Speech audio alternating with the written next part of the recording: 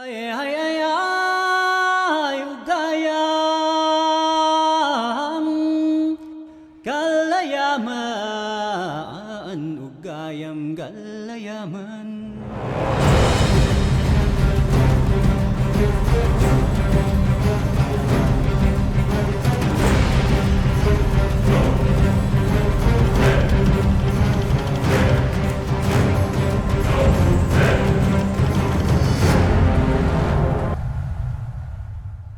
Welcome back and live from Manila for the Manila Major. We're into game number 2 here in Group B, although it's technically game 3 because we've already had the 2 games of the opening part of the group. And we've had a little bit of a surprise, actually. If you're just joining us, you'll be pleased to know if you're a North American or European, DC have managed to take down one of the favourites for the tournament, Wings, who have been put in the top 4 by pretty much every analyst here, and of course all the community in the voting rankings as well.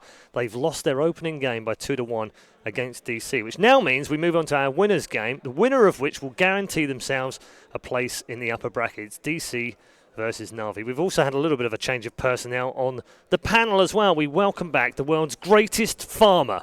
That's right, Purge is still with us. And we've also been joined by Black. How you doing, Black? Doing pretty well. Had a lot of fun watching the first series. Yeah. Was a big surprise. Huge surprise. Yeah. Huge surprise. I spoke to lots of people. Nobody expected that. No. Except myself. I said really? I said yesterday. Where did you have them in your rankings?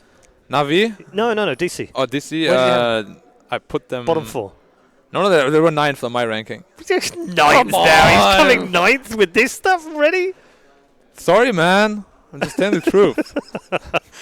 Charlie, big surprise with DC coming through the way that they have. Although, it should be said, Purge made a great point yesterday when we were talking about the volatility of Wings, is that they do have the penchant to kind of blow games like this by doing some crazy stuff. Yeah, Misery said it himself. They looked at their draft. They don't really know what they're going to do. Wings is sort of all over the place. Yeah.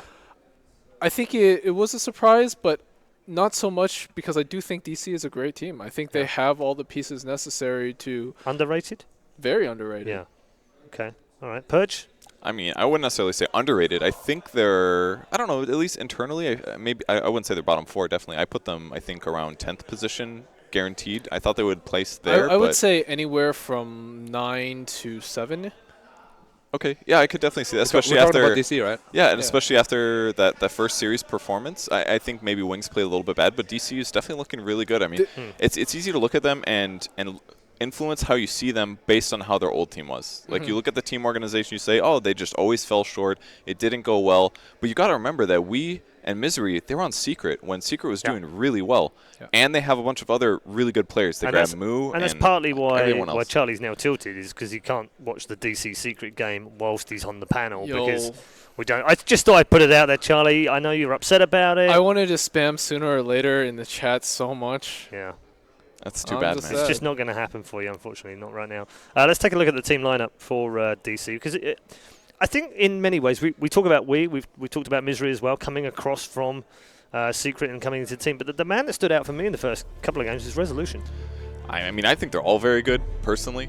They all impress me, but Resolution, for sure, is very consistent with his aggression.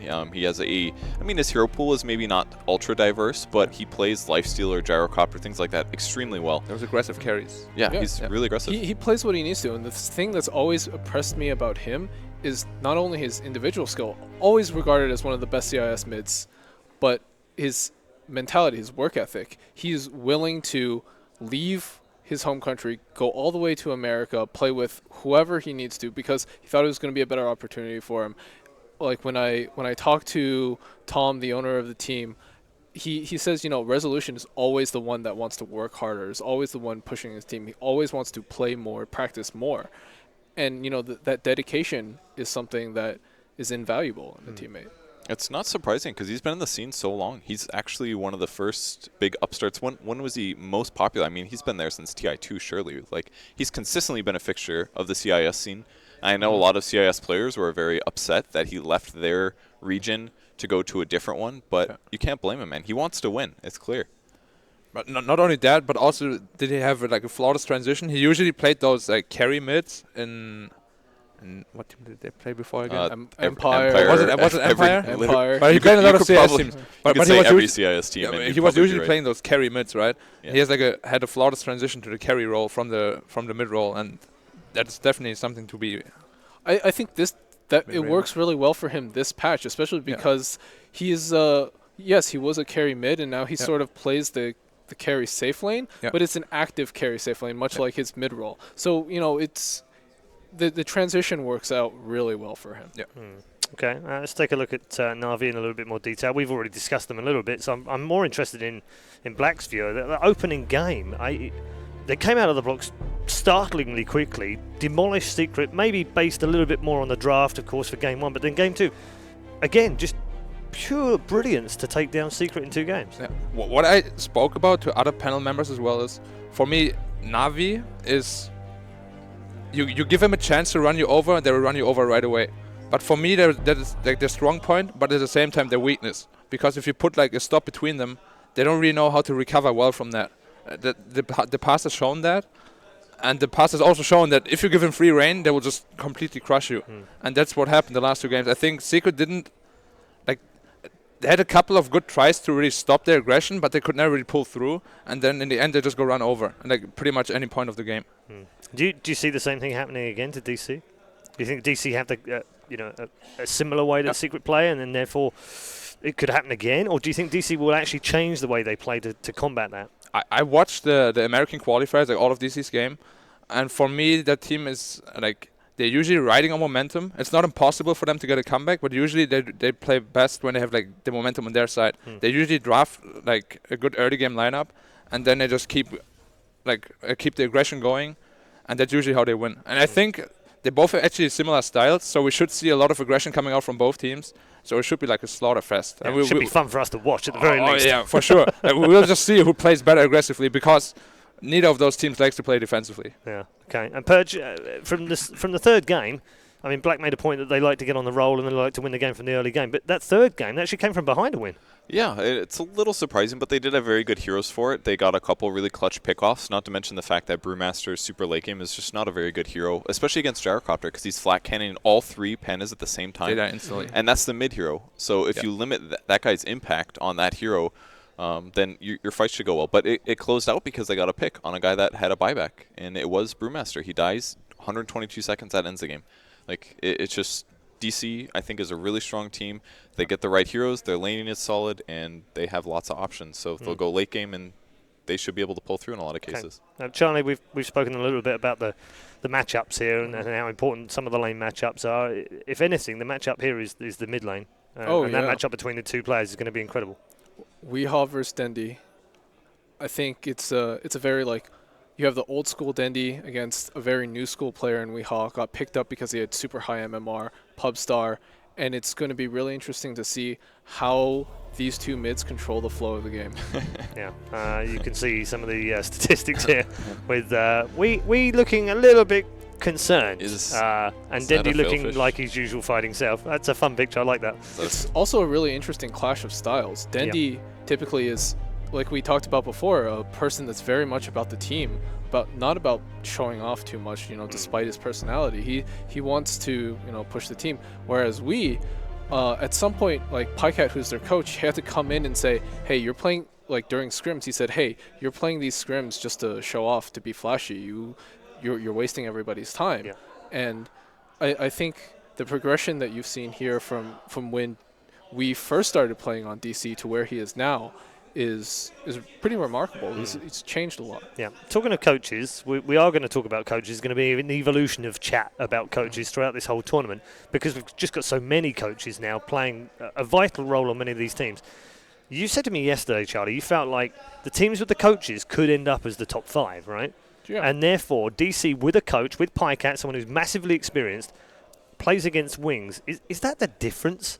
Do you think with such a, because they were really close over 3 games, is it the difference having that coach? It absolutely can be. It's somebody that's impartial, that sees the game from a different perspective, that doesn't insert ego in there and can tell you, hey, you need to do this differently. When your captain does it, maybe you have a little resentment, and that's somebody that you have to play with, so that affects your in-game mentality. But a coach. He's outside of the game. Yeah.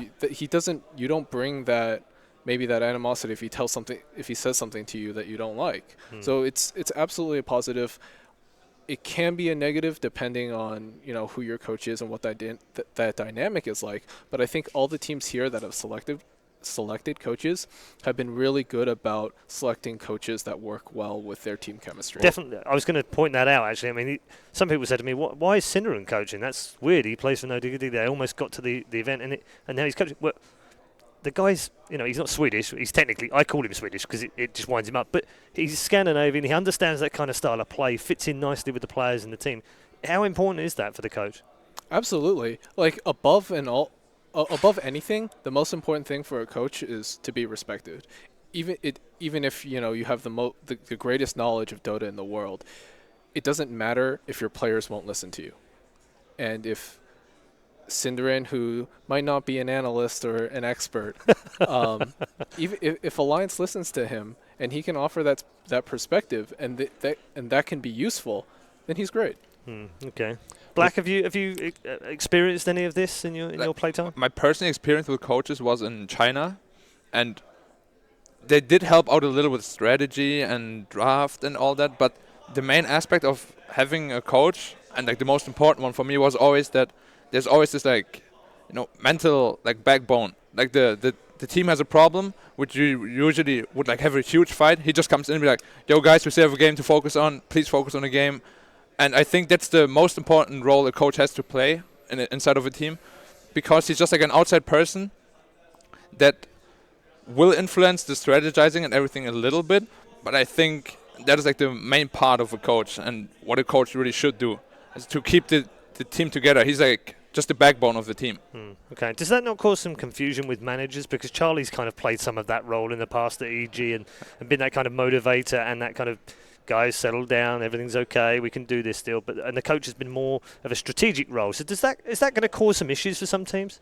It might in the West, but as I said, I only really have experience in China, and it was very distinct. It's very much the same role, isn't it? One person. Yeah, in the West it is for sure. But like in the East, we had one manager, and he never spoke about strategizing or anything. Yeah. He just scheduled everything, blah, blah, blah. And then the rest, our coach came to us, and he just settled the rest. So there was like two different people for two different roles, and they never cut in between each other because they respected their space. Or I don't remember the reasoning they gave me, but Did he ever have to point out to you that supports were also playing the game? I mean, you know me back then. I did space out a couple of times, but Okay. we're far away from that point. Yeah, now. we are. We've moved on. Talking of moving on, I need predictions from you guys. DC versus Navi. We'll start with Charlie. DC. Okay, very very direct. DC. Yeah.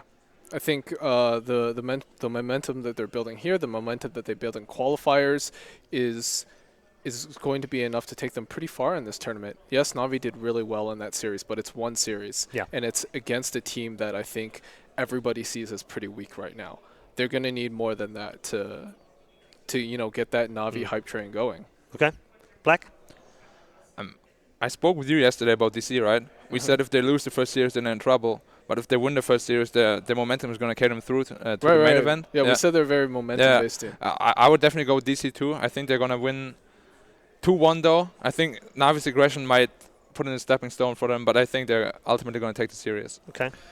Well, considering that none of us got a win on the last panel, I'm going to try to keep it consistent because I want to bring everyone down with me since I'm doing bad. So I'm going to go with DC as well. But to be honest, I really feel like they have cards up their sleeve. They can always throw out the Meepo and completely take a team unawares or maybe force that ban, which will give them a tactical advantage. I mean, it's a best of 3. If you get a easy win from a Meepo pick, it can completely change everything. And even regardless of that, I still think that they're the better team right now. I put them higher on the rankings than I put Navi. Navi really impressed me in their first set, but I still think that DC is the better team, especially after they beat Wings. Okay, so a clean sweep on the panel. Let's see if the social media predictions agree as well, because I understand that we have our social media predictions. It's 75-25 right now on Twitch. Nice. That is to Digital Chaos. On Twitter, it's the other way round. What? 70-30 to Navi. I like the fact that we have various Do you different know how many platforms followers right now. Navi has? Yeah. Did they tweet it out? That's all I wanted. Probably. They probably stuck it out there as well. I don't know. Do we have I'm the surprised Facebook by one that. as well? I don't know if we have Facebook. Can we talk about how those numbers I don't were think we have the Facebook completely one. Okay. flip-flopped? They went from like Yeah. 75-25 to 30-70 Something the about other way. sample size. Yeah, if Nahaz was here, Yeah. he'd be ripping us all a new one because he'd be telling us about sample You know- size or something or other. We are moments away from the draft. As you can see, players are getting ready. I saw one of the DC guys coming back. The high fives are being exchanged. You know, maybe it was maybe Slacks was the one that sent out the tweet, and maybe like Toby did the Twitch chat predictions or something. That's why there was only like 4 people that were 10 Navi fans responded basically, and that's about it. Maybe. What is the rule set for coaches this tournament? They're not allowed to be there when they're No. drafting, right?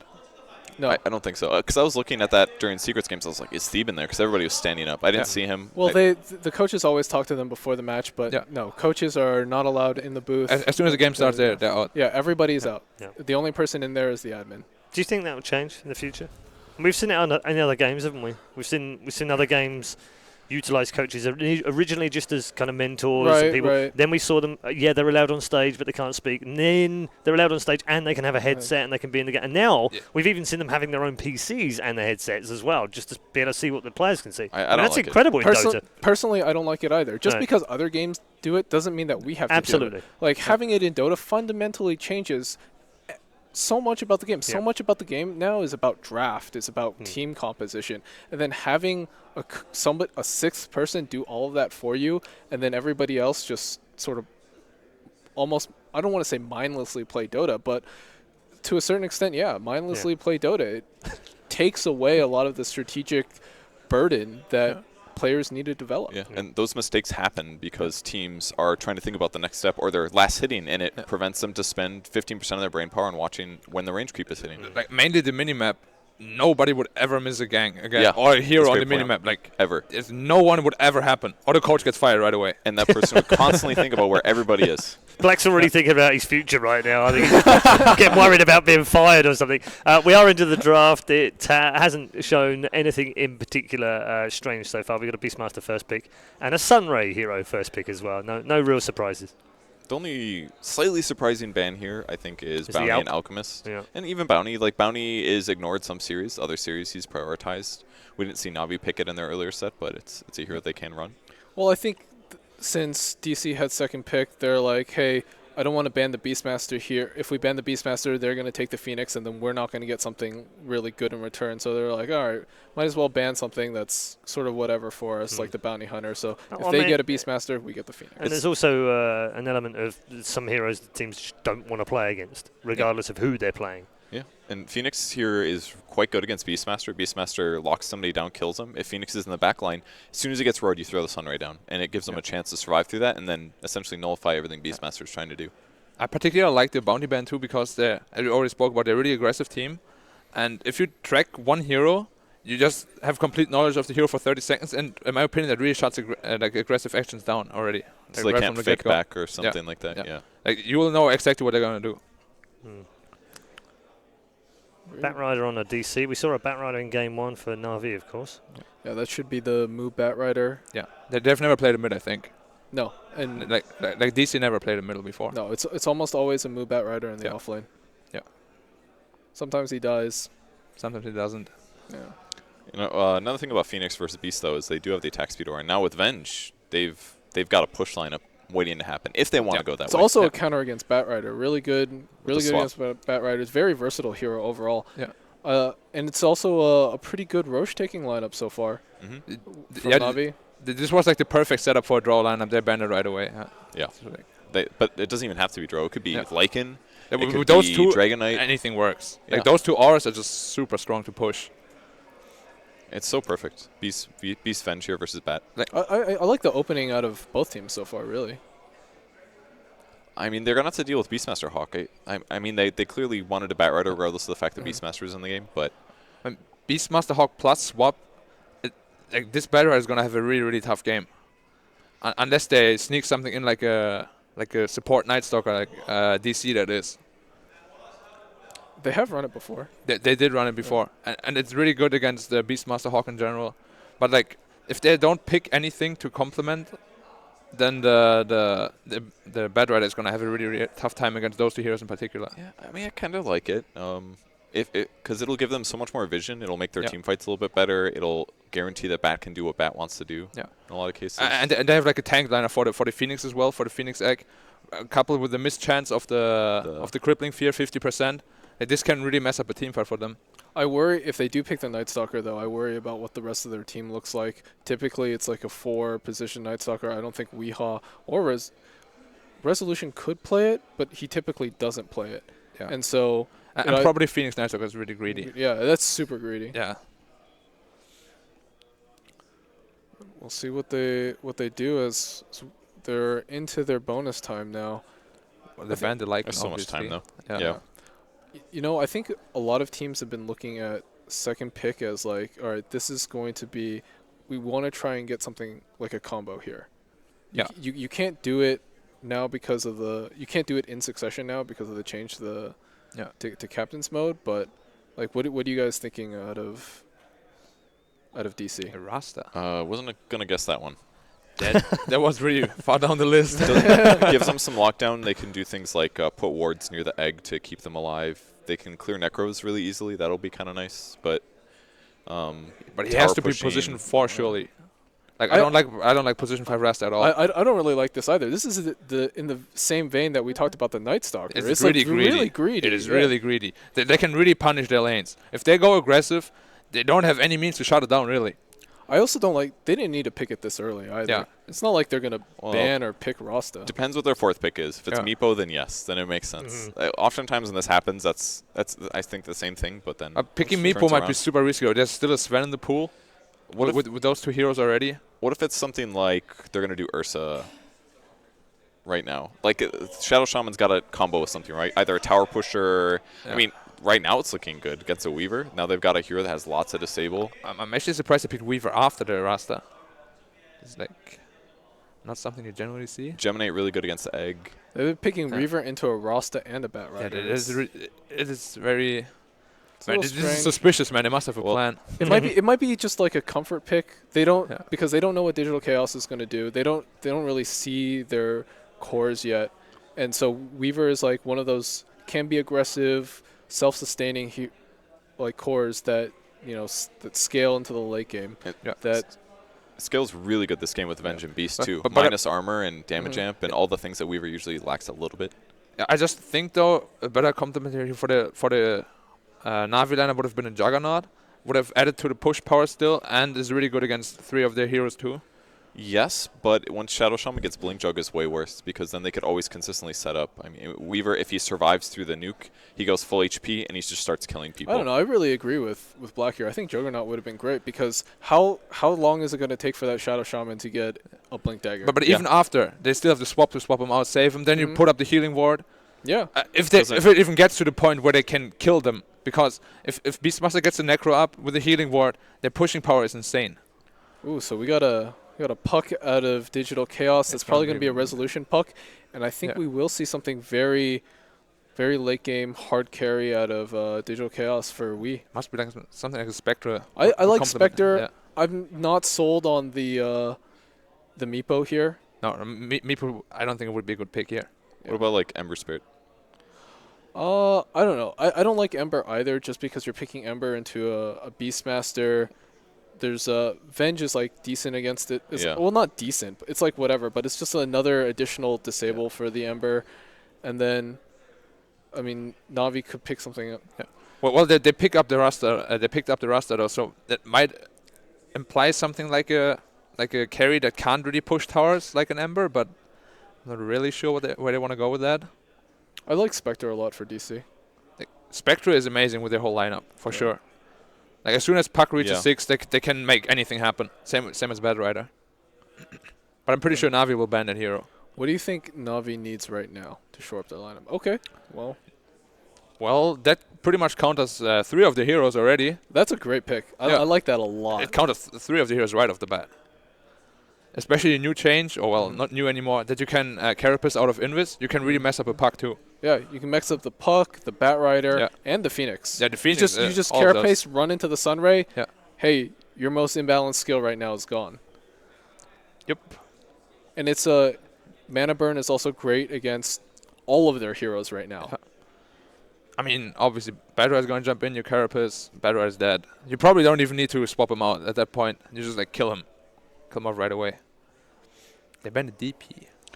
There's so much, like, minus armor and physical damage coming from Navi, though, that I'm a little worried about DC's lineup slightly. Yeah.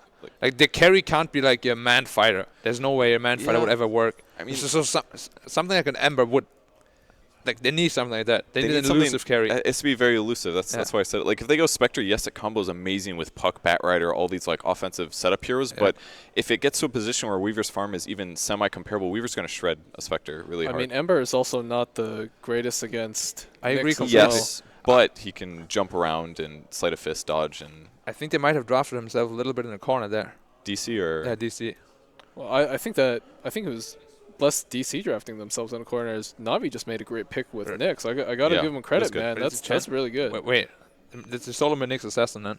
Yeah, that's fine. Yeah, that's completely fine. Or mid Beast. Yeah, it could be either of the two. I think it'll be a mid Nyx though. I think mid Nyx is really good against Puck. Like, you just mana burn him twice. He's completely out of mana. If you he just orbs, free from the lane. If he orbs, you can Carapace the orb. That's really good. It's And great. you get a really early blink on Nyx if you go It's for that. also a PMS hero. Yeah. Do you change up the lanes as DC? Do you put, like, Bat Rider? No, you won't do Puck off No. lane, so I guess they're kind of forced to do that. No, like, I've never seen DC run Bad Rider out of off lane, so they're definitely put it off lane no matter what. Puck should be middle, and they will pick some clings. Is he going to Orchid this game to counter? Like I said, he doesn't need to counter Weaver. They just need damage. It's not the worst hero, but generally for me, Beastmaster hard counters clings. Like with gems. Yeah, and vision. they have no saves for him either. If that Klinks gets isolated, he's done. Like, the only thing they have is Phoenix Act, but they can just focus that down with the attack speed or, like, immediately. So it is a move Bat Rider, it is a resolution Clinks. We're going to get it down the line and just assess the draft very quickly. Charlie, which way do you feel it went? I feel like this is deja vu, but I like Navi's draft better. Navi, great draft, okay. Black? No, I agree completely. I think they're just going to take the control of the game from the start and they won't let it go. Okay. I definitely do like Navi's draft. It's a lot easier to execute. The DC carries, it could work, I think, for DC. I think it all comes down to how well Shadow Shaman does. If he's behind, he's going to have an awful game, and it's going to really weigh down DC. Yeah. All right. Okay, thanks to all three of them. We'll hear from all three of our panellists again after game one, but time now to head to the commentary desk with Wagger and Capitalist. That's right, a surprise Nyx Assassin mid picked up by Navi is going to sway our analysts heavily in their favor, but I've got Wagga joining me. Wagga, how do you feel about the Nyx Assassin? The Nyx Assassin is really nice, but I want to always see a team with Rasta work out. You gotta give credit to DC for will picking be this victorious as well. However, I'm gonna give credit to Navi. I think they have the stronger draft here. Just the Venge and Beastmaster along with Chen, that's a heavy push power. And I think they could take this game. All right, as we go down the line, see the beautiful faces of all of our players on their... That is I love a perfect this one picture. for we. Yeah. That really is. That really is. Moo also. Look at DC that really, beautiful hair. giving some to the fans here. Oh, yeah, they got their flair. So which team do you favor in this Draft-wise? draft-wise? We were kind of talking about the Nyx Assassin versus the Phoenix and how the counter to the Sunray. It feels like it's something that we've seen before. Not mid Nyx Assassin. We've seen offlane Nyx Assassin attempt to be a counter to that. And it feels like, it kind of sounds pretty good. It's more of the fact that the Nyx Assassin matches up really well against the Puck in the mid lane. It's a counter to the Bat Rider. I think it's all those extra things that Nyx Assassin does that is going to allow him to be one of the few times that he's picked up successfully as a core, and one of obviously the much more rare times that we're going to see him mid. He does not fit every game, that's for sure. And as you say, this is a great matchup against the Puck, the panel mentioned as well, the Carapace and the Mana Burn. It's just such a strong combination. Good aggressive wards here by Navi, by the way. Gonna help them zoning out Moo. Keep control of him on the offlane. The early attempt at a courier snipe. They actually have the Phoenix dive already going out, and he's got it in the bag. Tier 1 gives him some damage in return, but Saksa, one of the up-and-coming star support players, heard so many good things. He's one of those players who grind to 8k MMR playing support. So he's pretty good. If that doesn't say enough, I don't know what is. We see the breakdown of our lanes. Moo matched up against Dichira and Seneko. The mid lane, Weehaw and Dendi going at it. Obviously, Dendi missing out on his courier is going to be a little bit of a sore spot, but still. He'll still be fine, though, I think, because Nyx Assassin has great HP regen, and he still has an Iron Branch he can plant, so he should be good. Batrider just trading hits a little bit with Seneko, trying to get experience on this lane. Unfortunately, poor Moo, as strong as Batrider is against dual lanes, because you just harass that support with sticky napalm and everything, it still doesn't quite match up to the way that Beastmaster just jungles effortlessly. So General will be probably slightly ahead as we go probably 6 or 7 minutes in. And as you said, kind of alluding to the Weaver is a rather dangerous hero in lane as well. We'll see if Misery is going to be a good pal and stack up some jungle for his Batrider so he can recover later. Because, yes, this top lane is not good for a Batrider. Against Weaver, you can't farm, you can't be aggressive. You cannot kill him. That's the issue. That's exactly the job of Misery right now, is he's going to be stacking up that hard camp. Yep. Very good pal. Position. And meanwhile, it's the Phoenix who starts pulling and getting some levels. The advantage still pretty heavily in Dendi's favor, 9-5 compared to the 6-2.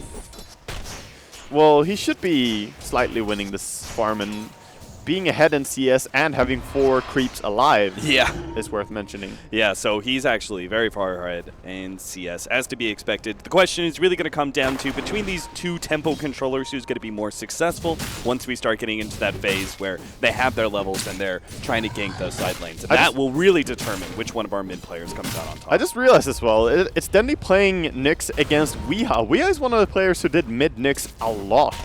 It's a few months ago, but he played that a ton. And very fun to see him go up against it himself here. Of course, that mana burn is making his mid lane quite miserable. Saxa in return. Oh, looks like they may have Moo locked down. They managed to get the missile onto him. Dichira going in for the dive. The last little bit of extra damage coming out from Dichira successfully claims our first blood against Moo. Beautiful kill there, and that's going to put even more momentum to this safe lane Weaver, who has great CS right now as well. I wonder if he's going to go for the Orchid build here on Klinks just because he's against the Weaver. Sometimes you want to punish that. If you get the Orchid early enough, there's no Lincolns, there's no defensive item yet. You can take control of the game a little bit. Or if he's going to go the Desolator build, which is safer. Yeah, it's definitely the Desolator build is the build that we're seeing pretty much all the time on Klinks', but I think you're on the money there. I think this is one of the few times that you really gotta consider, at least, that Orchid, just because you know Weaver's going to be such a problematic hero once he's able to get that Lincolns, because at that point in time, then your Batrider becomes a little bit more questionable as to how well he's going to be able to shut down that Weaver. It also doesn't matter if he gets the Lincolns eventually, because then you still have one more thing to pop it in a team fight. Right. Oh, bottom. Chen is just coming here to make sure that General can have impact on the lane. Yeah, and more he also sees this stack, so juicy. This is supposed to be the Batriders. He's supposed to be able to work with 2 different stacks here. Doubt and Navi are really going to be able to take too much from here. No, I think if he gets the Persuasion on the other Hellcaller, he could do a lot here, or the Tormentor. Oh, yeah. So he could have double blast. Yeah. That would actually be a really good call. There we go. Yeah, there it is.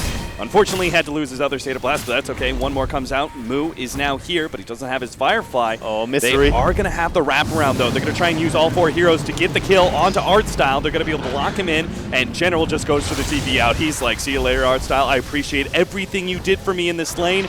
We helped do some damage to the Batrider's farm, but in the end, I have to let you be the sacrifice. Yeah, Bat is still pretty happy. He came down here and got experience from that kill. Nice sneaky stun from Seneko, but it's not going to be enough. Dendi unable to follow that one up, it seems, as he didn't quite have enough mana at the time. Yeah. With the combo stun. Still good aggression, though. I like Navi's rotations, but DC also responding very well to the bottom rotation by 10. And this is the power of Weaver, by the way. You can leave him alone. He's going to be fine on his own device here, and there's really not a single hero DC can put against him that's going to have a fun time. Yeah, as we're seeing, Misery was just attempting to get a little bit of experience, immediately punished by Navi. Yeah. You had to sort of expect that. When Seneko was just mid, don't know where he is yet, but there's a very big chance he comes up here and tries to fight with his Weaver. Now Moo cuts right back across. Doesn't want to be giving up this tier 1 too early, and he's already kind of farmed up his stacks, so He is going to be completing the Tranquil Boots. Looks like he's going to be going for that Tranquil Boots drum route that we've seen before from Batriders in the Chinese scene. What do you think about that build? It's a build that relies more on being tanky enough to run in, force the enemy to try and stop you, and still tank through the disables and the spells that they throw at you, and then get the lasso off. It's an interesting route, and of course you get very quick when you pop the drums, so for a few fights you're very strong. I'm not sure on it, but I feel we'll like see how it's it works. particularly strong with the way that we've seen when teams are trying to be aggressive into a Batrider team. Instead of having that Blink Dagger, but instead having like the tankiness, allows you to be able to defend towers a lot easier. So Miko taking a lot of damage here. Got the send back. Though. No more fire damage is going to be coming out. So that's good. Finally, one gank at least that DC managed to make it out of there. Of course, they did live mid as well when Weeha ran away, but that having to run back all the way on mid or dying is actually almost the same. Sometimes that time they invest running back to Fountain hurts you a lot. Counter ward already laid in place by the Radiant side. They didn't actually see that Klink's coming in, but Dendi easily protects himself. I'm not sure what the plan there was with just the Dream Coil. There was always going to be a Spike Carapace underneath the tier 1 tower. You cannot tower dive. You had your Klinks there for sure. He makes the early rotation. You want to put pressure, but you cannot tower dive a Nyx who's full HP. It just does not work out. And that's one of the things. Like Nyx Assassin mid, that shouldn't be a hero that you feel the need to go for a dive onto him. I think this is the bigger part. He wanted to get all the way top. Yeah, and now Vincere is going to be lassoed up. That should be enough control for sure enough. Move to be able to get that kill and speed up that drums into a Blink Dagger a little bit later on. So that was definitely the kill that Digital Chaos needed to be able to find, and they successfully grabbed it. Yeah, now he can be up here as well, pressure lane with the Klinks, and Weaver might be the one who doesn't find a safe home to farm anymore. That does mean... They see Artstyle and his rotation here. Even though the smoke is coming in, they have not seen that, but they know Artstyle is coming.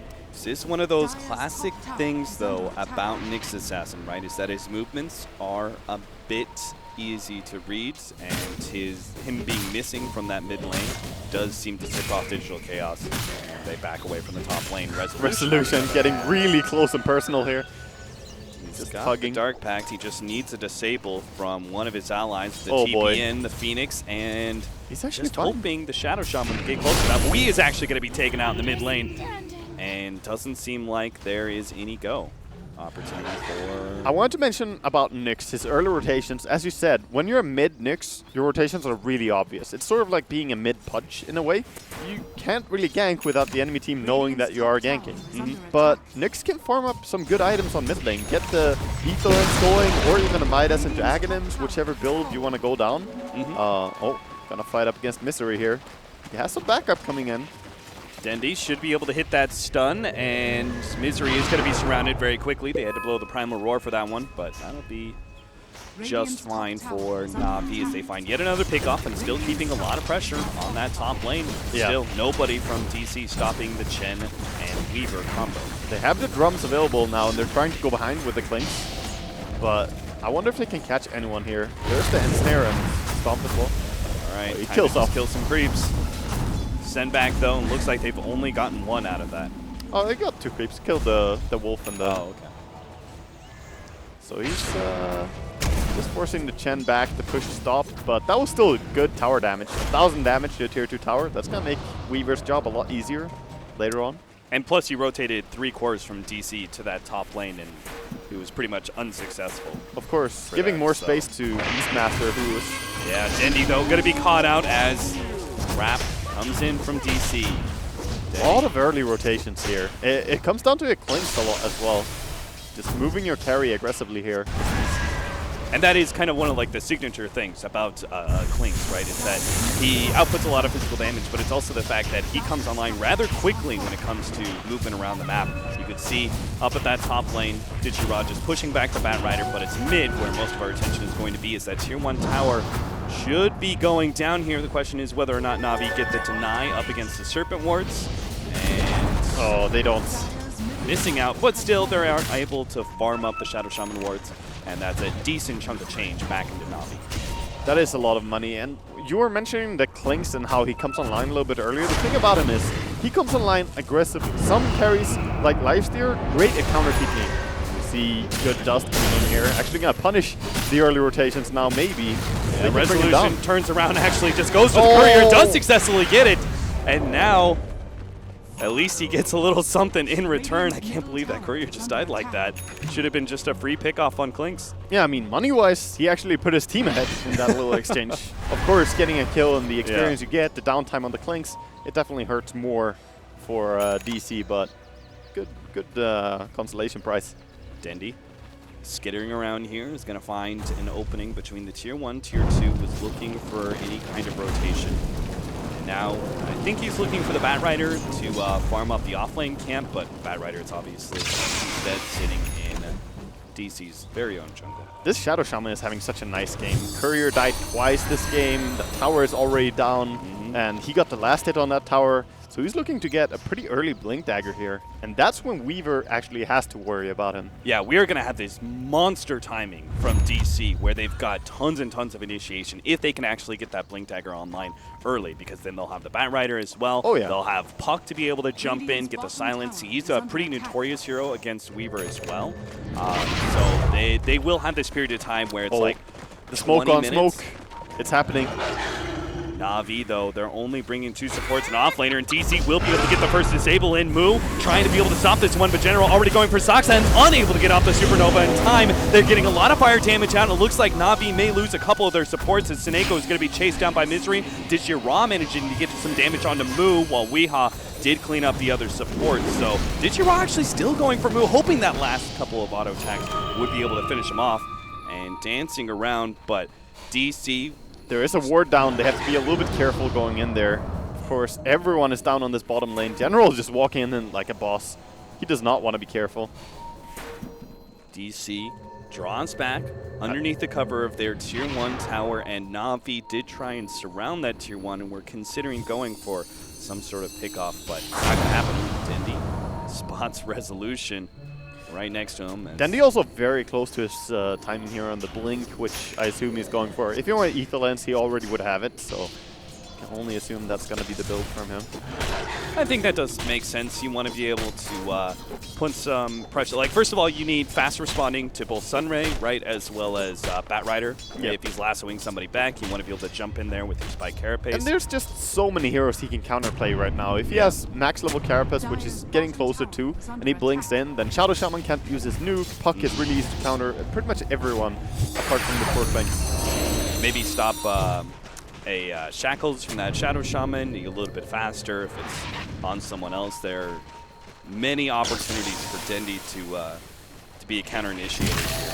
I would love to see General just farm a little bit more, because getting this max level on Necronomicon would be really important for him. Right now, controlling runes a little bit and thinking about rotations. It seems like Na'Vi are trying to hit DC where it hurts, just before that timing that we were talking about with the Blink Daggers and everything else. It seems like they're trying to hit Digital Chaos and slow down that option, because they could just be sitting back and farming more on both General as well as Dichira. But instead, they're playing a lot of 5-man into the Radiant jungle. Big problem, though, they've yet to take that Tier 1 tower, and DC are playing around that fact quite well. There's also this ward that has been spotting them for a long time, and DC can make the comfortable decision. What do we want to do? Trying to go for the Axis into Aurora here, but I'll back out immediately. Catch Misery with the Swarm, and a little bit more vision from the Vengeful Spirit as well, but DC, they're still close enough together that there isn't really a clean opening for them. How good would a hero like Ember be in this game? Look at the other lanes. Like, nobody farming, nobody split pushing, everyone just posing for this bottom lane right now. I feel like DC could have sent someone top and just be ready to TP down instead, but they're keeping everyone down here for a long time. Seems like they're going to give up on that bottom lane, and they do get caught on their way out. Misery is going to be the one-off, as now Na'Vi will be able to claim the Tier 1. Misery is their sacrificial lamb. It's always going to be him, but that's fine. As long as the rest are getting farmed and getting the items. It is a little bit sad for him to die when he could have had such an early Blink Dagger, though. That's okay. Dendy. Oh, this is a big pickoff. They could actually catch Moo here in the act of trying to farm up the Dire jungle. It looks like that is the case. Moo just not going to be able to get out. Swap into another right click. Ensuring it, yep. And Roshan being attempted at the same time. That's a very fast Roshan. Yeah, this is definitely an early one.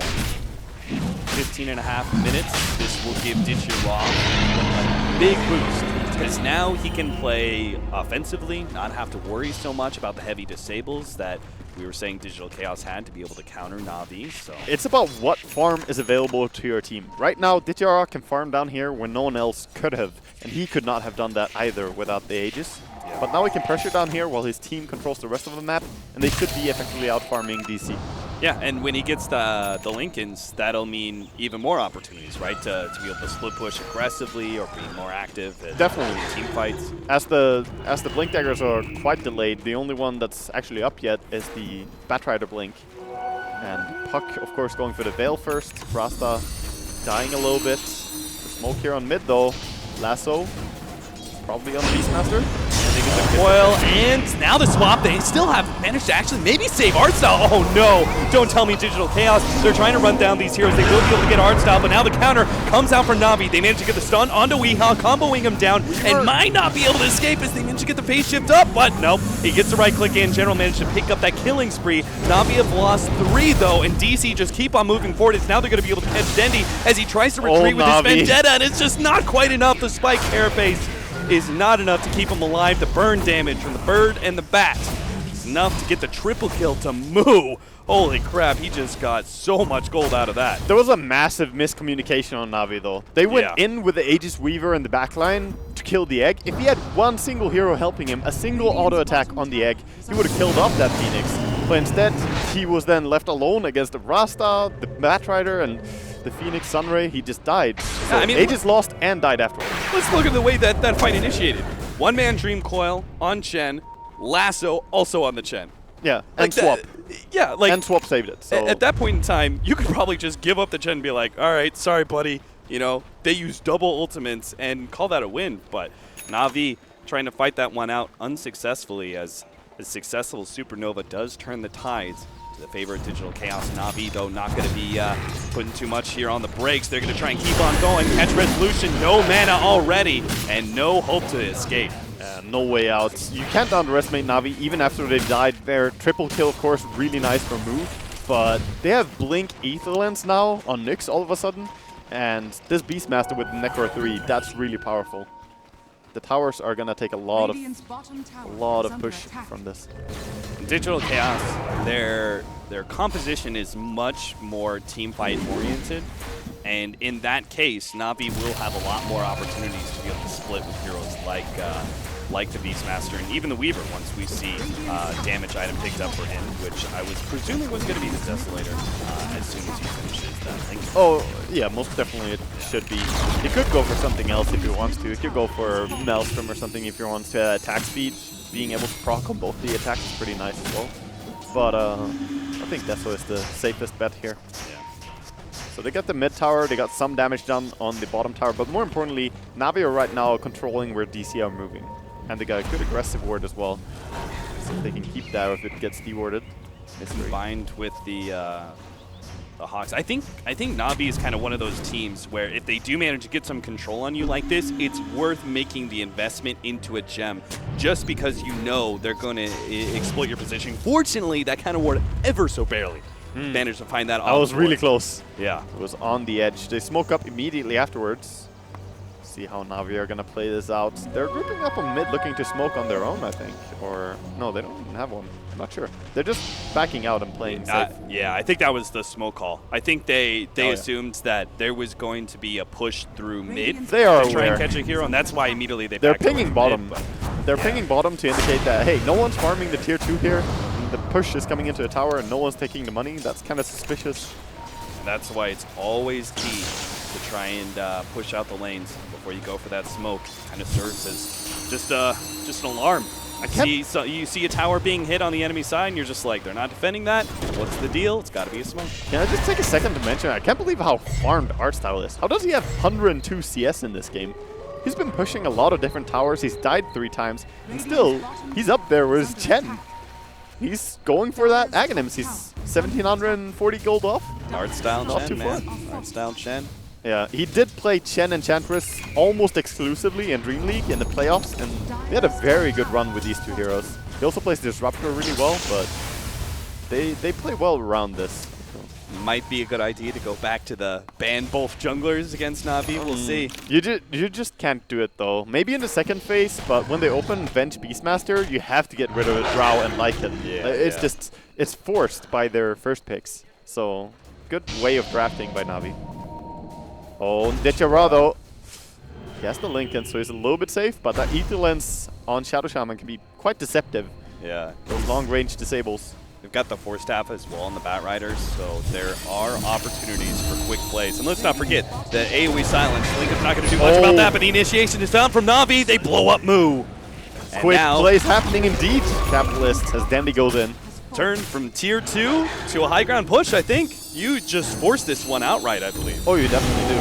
I mean, they have decent high ground defense, but not that good when Batman is dead. Puck is good, but if you're going to defend with Shadow Shaman, you have to get so close. Yeah, you know DC will be able to... Oh, they jump in from Dendy, got the spike here, base, and a two-man stun! They're blowing up Weehia! He's already gone, Saksa! Now going to be swapped into a Primal Roar! Picture-perfect execution from Na'Vi as they find the outground opening. That's just Rex. All led from Dendy. That's just Rex. They don't even have buyback. That is so important. Wow. What a nice play. We're talking about how in theory Nyx can work. That was exactly what people dream about doing. Absolutely. Now Na'Vi can back out feeling damn fine about themselves. That came out of nowhere. First at the tier 2 tower, DC felt maybe we can defend this one. Oh, we're dead. And then like, oh, they're pushing high ground. Well, we should be able to oh, we're dead again. Yeah, we're just about to say, like, oh, you could say the DC can spam out, but they can't really initiate, right, without a Bat Rider. But Nyx Assassin Spike Carapace, one of those abilities that will punish you for trying to spam. We saw it there. Oh, really hard, that punishment. So now Chen has the entire Aghanims. He's going to grab up one of these Granite Golems. Very nice creep to get this early as well. So much extra HP for your team. You're looking at Digital Chaos, who are, I would say, pretty reliant on being able to pop some heroes before they get anything done. That's what these heavy disables, heroes like Puck, are all about. And being able to tank up like that and have that Granite Golem in play is really going to put a lot of wrenches in Digital Chaos's plans. Yeah, it will. Interesting to see that the Weaver, instead of going for a Desolator, went back for the Dragonlance. Just the extra range. Good stats from it. I mean, it's an extremely effective stat item. Dendy, he already used the Spike Carapace, but unfortunately our Puck is just a bit too far behind to go for a solo kill like that. Very elusive hero to try and kill. Smoke coming in mid from DC. Gonna look for something here. Yeah, they gotta find an opening now, right, before Roshan. It's a good timing as well. All the lanes are quite pushed, but they're being pinged. Uh-oh, swap back in. Oh, in trouble. Weehaw managed to get the silence up, but he also got stunned up by the Spike Carapace. Now the Supernova goes down, but it's immediately blown up as Na'Vi put their attention towards it as a 5-man crew. Resolution, and the only one standing in the middle of everyone with his BKB, doling out damage, but he only can kill one. Dendy managed to get the stun onto Misery. Will be able to get away with the Spike Carapace active as Dichirwa will take out that support. And just like that, Digital Chaos call it. Na'Vi's initiation at that bottom lane was just too damn good, and Digital Chaos can't even come back. Na'Vi, they're looking really strong in this group stage. First taking down Secret 2-0, and now going into this game, just making it look easy against DC. Oh, very easy indeed, man. Na'Vi back in form as they are just one win away from being able to take top of their group. Yeah, the way they made their draft work as well, I don't think teams I don't think they understand how strong art style is on Chen and Enchantress though. He helps put so much pressure. The Dandy pick on Nyx, that's very unexpected though. That just led to be a really good lane. I think that helped a lot. Yeah, we saw the analysts. I mean, as soon as that Nyx Assassin picked up, everyone's like on the Na'Vi train immediately. We kind of felt the same way. It was definitely a very strong pickup, and we saw the way that obviously the execution was very superb. It goes to show that Na'Vi, that the aggression may be what you expect from them, but it's not always going to be the same kind of heroes that you see. Yeah, and Dichirwa said in their interview that it's important we get our heroes, but they're also very flexible on some players. Then they can play a ton of different mid heroes. All right, well, the Nyx Assassin was successful. I'm sure the panel feels good about themselves. Paul and the boys, what do you think? Yes, thank you very much. Capitalist and Wagger will return to the commentary team, of course, for Game 2 as well. But now let's get the thoughts of our panel. Nyx Assassin in mid. Worked very nicely. Thank you very much. Very nicely is an understatement. When they went high ground there, Puck and Phoenix, I mean, I already tweeted this, but I'm going to say it again. They made those heroes look awful at defending high ground. It was just instantly cancel Spike both abilities, initiate with a stun, fight's over. Nyx was great against 4 of their heroes. Decent, it's like whatever against Clinks, but like you hard counter that Phoenix. You're great against Puck as well. You mana burn all 4 Intel heroes. Awesome hero. What about Art Styles playing? Are teams going to now start thinking about this? Because he's played that 3 times now, or twice Enchantress, I think, in the last 3 games, and looked great. Yeah, it's always been a staple hero, but you know, beyond that, I'm impressed by his drafting. He's not somebody that you really give credit to for really solid drafts. Sometimes they're very hit or miss, but he's been on point today. Like, not anymore at least, right? Like back then he was really famous for like super good aggressive drafts. Right. And well, maybe he's back to it. I mean, I think it really says something about the fact that we like pre-draft. Every single Navi series, we picked the other team. Post-draft, we all just switched to Navi. That was a complete outdraft. I'm very impressed. Yeah, and potentially, would you say that's the 3rd in a row, Purge? 3rd in a row, what? Time we've been wrong? Yes. Yep, definitely the 3rd time you've been wrong. Yeah, I think it's consistent that Navi's really impressing us. I think we all, at least based on today, we all ranked him way too low. They're really doing well. Their picks are, I mean, their draft as a whole are pretty standard. They're not that weird. They're picking all the heroes that are popular, like Beastmaster Revenge. Maybe they're picking jungler heroes more than other teams are, but they're fitting in the counters. Together. And they're really adjusting it around what their opponents have, and it's giving them big advantages. But what you can also see, usually they have like this time limit of 20 minutes. They don't win the game, they lose. Now the draft is like much more complete. Even if they go mid or late game, they can still make it work and win. Yeah. Like they really adjusted for this tournament, because before this tournament, they definitely didn't look as strong. I don't know what they did, but they did something right. Does the fact that DC have just come back off that very long best of 3, does that hurt them in any way, Charlie? Do they come into this feeling a bit like, oh, that was tough, and now they've got to mentally get back up for this? Yeah, Navi did get a break, DC didn't. You do have to adjust yourself, and I think Navi, that time in between matches to really sit down and be like, okay, now we know who we're playing. This is our game plan. This is what we're going to do. That absolutely matters. And I think in this, it really showed here. DC just got outdrafted. I don't think they played particularly bad. All right, let's take a look back at some of the highlights, because there were a few highlights in there, despite the fact this was only a 24-minute game. So let's take a look at some of those now. In terms of the early game, how did you assess that, Black? Well, this fight in particular, like we see them burst down the Phoenix, and then what I think the problem for Navi is this fight, because like they're breaking even, but for me, Navi should be winning this fight, like pretty convincingly. But for me, what happened is like the Weaver was way too passive with Nyx Assassin and Beastmaster still backing him up, and I think they could have easily made this fight go into their favor and then also take the tower. But I think the Weaver was just a bit too passive in that moment, and that's what ended up costing them in that fight. Because like if you go even when you should be winning fights, you're technically losing, right? Yeah. This fight was actually really big. It was the previous fight and this one which allowed DC to get back in the game. That egg was a little bit badly placed. Actually, it looks like Weaver almost killed it. That was so close. It should have been more aggressive. But Artstyle was out of position. They're able to initiate there. Weehaw did end up dying here. Nice micro from the Chen. He had 2 of the troll creeps, which prevents Puck from phase shifting. And finally, when he gets the phase shift off, it was already way too late. I'm fired out. Should I just take my headset off now? I'll go home, I guess. I'll just get on the next plane. It's over. See ya. Fired. Confirmed. Take your easel with you. Okay. It's in my room. I was saving it for the main stage, but it's all over now. Okay, so that was the player wipe. We moved on to, this is towards the end of the game, obviously 21 minutes in now, and this is the crucial blow.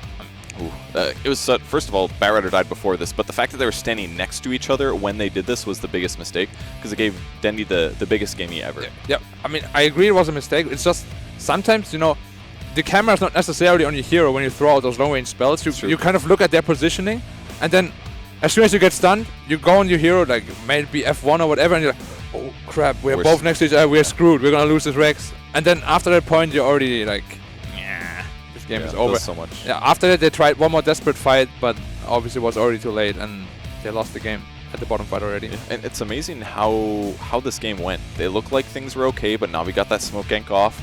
They got the Batrider kill by the tier 2 which changed everything. If DC just lets that tower die, for example, and then maybe they push other lanes and wait for Na'Vi to go high ground, it could have been completely different, because then Batrider could have initiated. So even though that game looked so one-sided right at the end, DC easily could have won that. It was just that Batrider getting picked off into the two people standing together, which led for the easy racks, and then the next fight also went bad. It was like 3 bad things in a row that happened, just completely ended the game. For me, it was just, again, the Nyx Assassin made the whole game super hard for DC to play. Like, at any point of the game, even if the Batrider is at the high ground and he lassos him, he can still just blink and stun him right away, then he dies, and the same thing will just pretty much happen again. It's just the Nyx Assassin pick just completely... I don't think they expected it, and it just completely won them the game. Charlie, MVP of the game? Dendy. That Nyx, I want to give it to Artstyle for picking it. Drafting it, yeah. But Dendy played it incredibly well. Yeah, he played it amazingly. It just created space all over the map, made the game, like Black said, made the game super hard for DC to play. And I don't think DC should feel too bad about it. It's just outdraft. It's really hard to play against that, too, because it's a hero that's occasionally played, but very rarely mid. And you don't... I mean, there's 100 heroes. You can't think of all of the things that perfectly counter your draft. One team might think of it, the other may not. And if you pull that out and it just stomps you that hard, it's tough. But, again, it came down to the gameplay. It wasn't necessarily like the hero gave them a big advantage, but they still lost their heroes. They still grouped up on the push. Yes, they had the perfect tools to work against that, but they still needed to not lose Batrider. Maybe even just let that tower die. It's a tier 2 on the Radiant safe lane. That one's difficult to defend. It's better than it used to be, but it's still hard. I mean, you always have to make the best out of a bad situation, right? So you do, and I think part of it, like the draft does influence how you play as well. DC, I think everybody recognizes that DC got outdrafted at that point. And the players themselves probably did as well. So they may have felt pressure to do things that they normally didn't. It takes away confidence a bit. Right, to make up for the lack of confidence in your draft. Yeah. You might be a bit too aggressive because you think, oh, maybe I made a mistake, you have to make up for it, and then they die there, and then it's just really hard mentally. Yeah, it's really hard mentally sometimes. Okay, if I'd said a day ago to you 3 fine gentlemen, tomorrow we're going to be talking in the 4th game of Navi's second series that they could go 4-0 and go into the upper bracket, you'd probably thought I needed cutting off to the funny home, wouldn't you? Oh, yeah. Because there's no way that any of us would have thought we'd be sitting here on the verge of a 4-0 in this group. Yeah, I would have thought you were Action Slacks and a mask or something. Yeah. A slightly slimmer version. Yes. Right. Okay, good. Yeah, otherwise I thought maybe I'd filled out a bit too much, and I thought I have been eating really well this week. So, man, with that said, I wish that you were betting on predictions too, because I want to see you in that Hawaiian shirt. Right. Yeah. It would be fun. Yeah. Swimming, basically. It'd kind of be like just a little tent over you. Yeah, I could probably live in it. Probably. Yeah, fall asleep in it on the shore. It'd be great. Yeah. You needed more than that last night, though, when the rains came down. Yeah, that was actually pretty crazy. It was crazy. It was nice, though. Yeah. I like the rain. Anyways. It was flooded, man. Yeah. When I got back into the production area, my whole socks were wet. Because you had to jump. Were you swimming through it out there? Or? No, I was trying not to get wet. And you had to walk on the grass, but it was so wet. There was puddles in the grass. And you kind of sink in there. And you're it was just crazy. Do you know what was really funny for me? I got back to the hotel last night after we came back from the food area. Obviously, it was very flooded. Right. And one of the people in the lobby said to me, "Oh, is it raining?" I was like, "Oh, it's like rain I've never seen." And he's like, "Oh, it's just a shower." Oh, just a shower. He's obviously a local, and he's so it gets worse than that. Okay. Yeah, it gets far worse than that. That's much more enjoyable. I'm waiting for it. I'll take a good video. Bring it back home. Yeah, indeed, we are just in the rainy season. So the draft isn't too far away. We can start speculating a little bit. Charlie, do we feel like Na'Vi are just going to carry on playing this really nice? Do you feel like Artstar is in that really good mind palace right now where he's everything I do turns to gold. I don't have to worry about any crazy stuff. I don't have to pull in any crazy stuff that we might have tried in practice against these teams. And perhaps, I'm just thinking, he may well just be a genius, because I've heard time and time again from almost every team I've spoken to, Na'Vi, not very good in practice, really, really bad. And here we are, on the verge of 4. Has he not duped everyone here?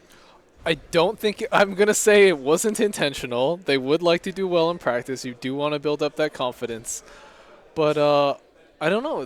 What they're doing is really working. To be fair, I think the first series against Secret, I mean, Secret played themselves. Yeah, they kind of lost themselves. They made it easy for Na'Vi. They really did, and now based off that, they're building up confidence here. Yeah. I will say, it's not that many games yet. I do want to see more out of them, but really just that Knicks pick was honestly a flash of brilliance. Spot on. And Purge, I want to pick up on the opposite side of that. Are we getting too carried away with them too early? Because you mentioned this. You said kind of if they can win against Secret and then they can win again and then they've won the group and then maybe that kind of momentum is great for these guys. Yeah, it's clearly going to be good. I mean, especially with their low confidence levels coming into the tournament. But I don't think it's going to make it an easy game still. Like DC, they had some things that looked good that game. It's just a couple small picks against a lineup that's very good at pushing, and all of a sudden the game ends. Like if they have a Beastmaster and Avenge and any physical carry, the towers are going to die really rapidly, so you can't make any mistakes, and especially not that close to your base.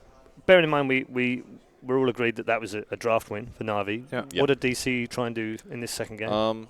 I mean, I think their draft was relatively okay. If it wasn't for the Knicks, I think it would have been all right. They had great team fight. They had really good picks. They just never got to the point where they were initiating. I think the roster was way too. It was really greedy with the Phoenix together. It's like incredibly the roster, greedy. yes, the roster was a little iffy, but even the first team fight went better than it would have just because of like the wards and stuff like that. I think it was okay. Not very good against Weaver, but it had some really good late game lockdown. Like having a Shadow Shaman in the late game with a blink gives you so many options. Yep. So interestingly, we into draft now, obviously, and we have an Enchantress against them. So they've played against it, then picked it, then picked it again, and then played against it. So it's been an Enchantress in every single Na'Vi game. It worked really well for Na'Vi when they picked it against Secret. Yep. Secret had that 4-position jungling Beastmaster, and Artstyle just went in there with the Enchantress. Yep. 3 people chasing him in the jungle created so much space. And it's a great hero for it can help out lanes while also being greedy. Yeah, so they've had 4 games where they've wanted to pick it, got it picked against them, and they've got the perfect response every time. Yeah. So this doesn't seem too bad for them right now. It's looking okay. I do like Enchantress. I mean, Enchantress worked really well that game as well because they did a full jungling Beastmaster. If it's offlane Beastmaster, it's not that big of a deal. Yeah. Like, you're not going to be able to exert that much pressure. If they just have a safe tri-lane, they're just going to tri-lane, and assuming they have at least one creep counter like Potom or Crystal Maiden, they can deal with it. But Enchantress going in the late game is also good against Beastmaster. You can steal the Hawk, you can steal the Necros. It's going to force them down a different build path. But just on a quick good note, for DC. the draft, even when they did the second ban, you never want to go into bonus time on the second ban, and DC already went into the bonus time on the second ban. I'm pretty sure they're definitely mentally affected by the draft loss of the other game. Like, you can definitely see it. Even now in both picks, they went to bonus time each time, and I think they're really thinking way harder than it. They really should, What do we think? What do we think about the Mirana Enchantress opening? Because we've seen this already as well. I'm thinking they don't want to pick Phoenix into Nyx again. That's what I'm thinking.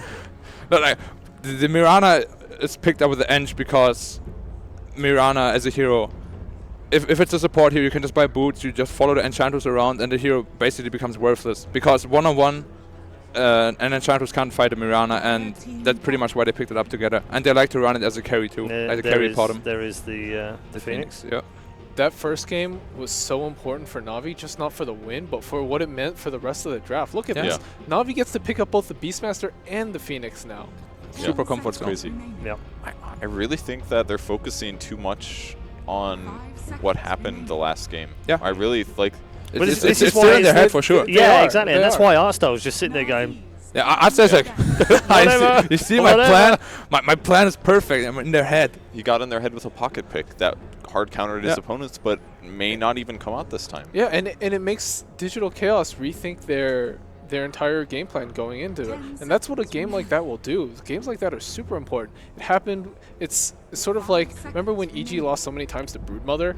And then I'm sure you remember. I don't remember. Yeah, I do remember. Yes, and then they tried to pick 4 Brood counters, and they were all melee into an axe, and they just got completely destroyed. Like, you overthink things, and then you just sort of beat yourself. Well, again, we can agree. So they're going to take the Drow away from them this time. And Chen. So, can Artstyle tri-lane?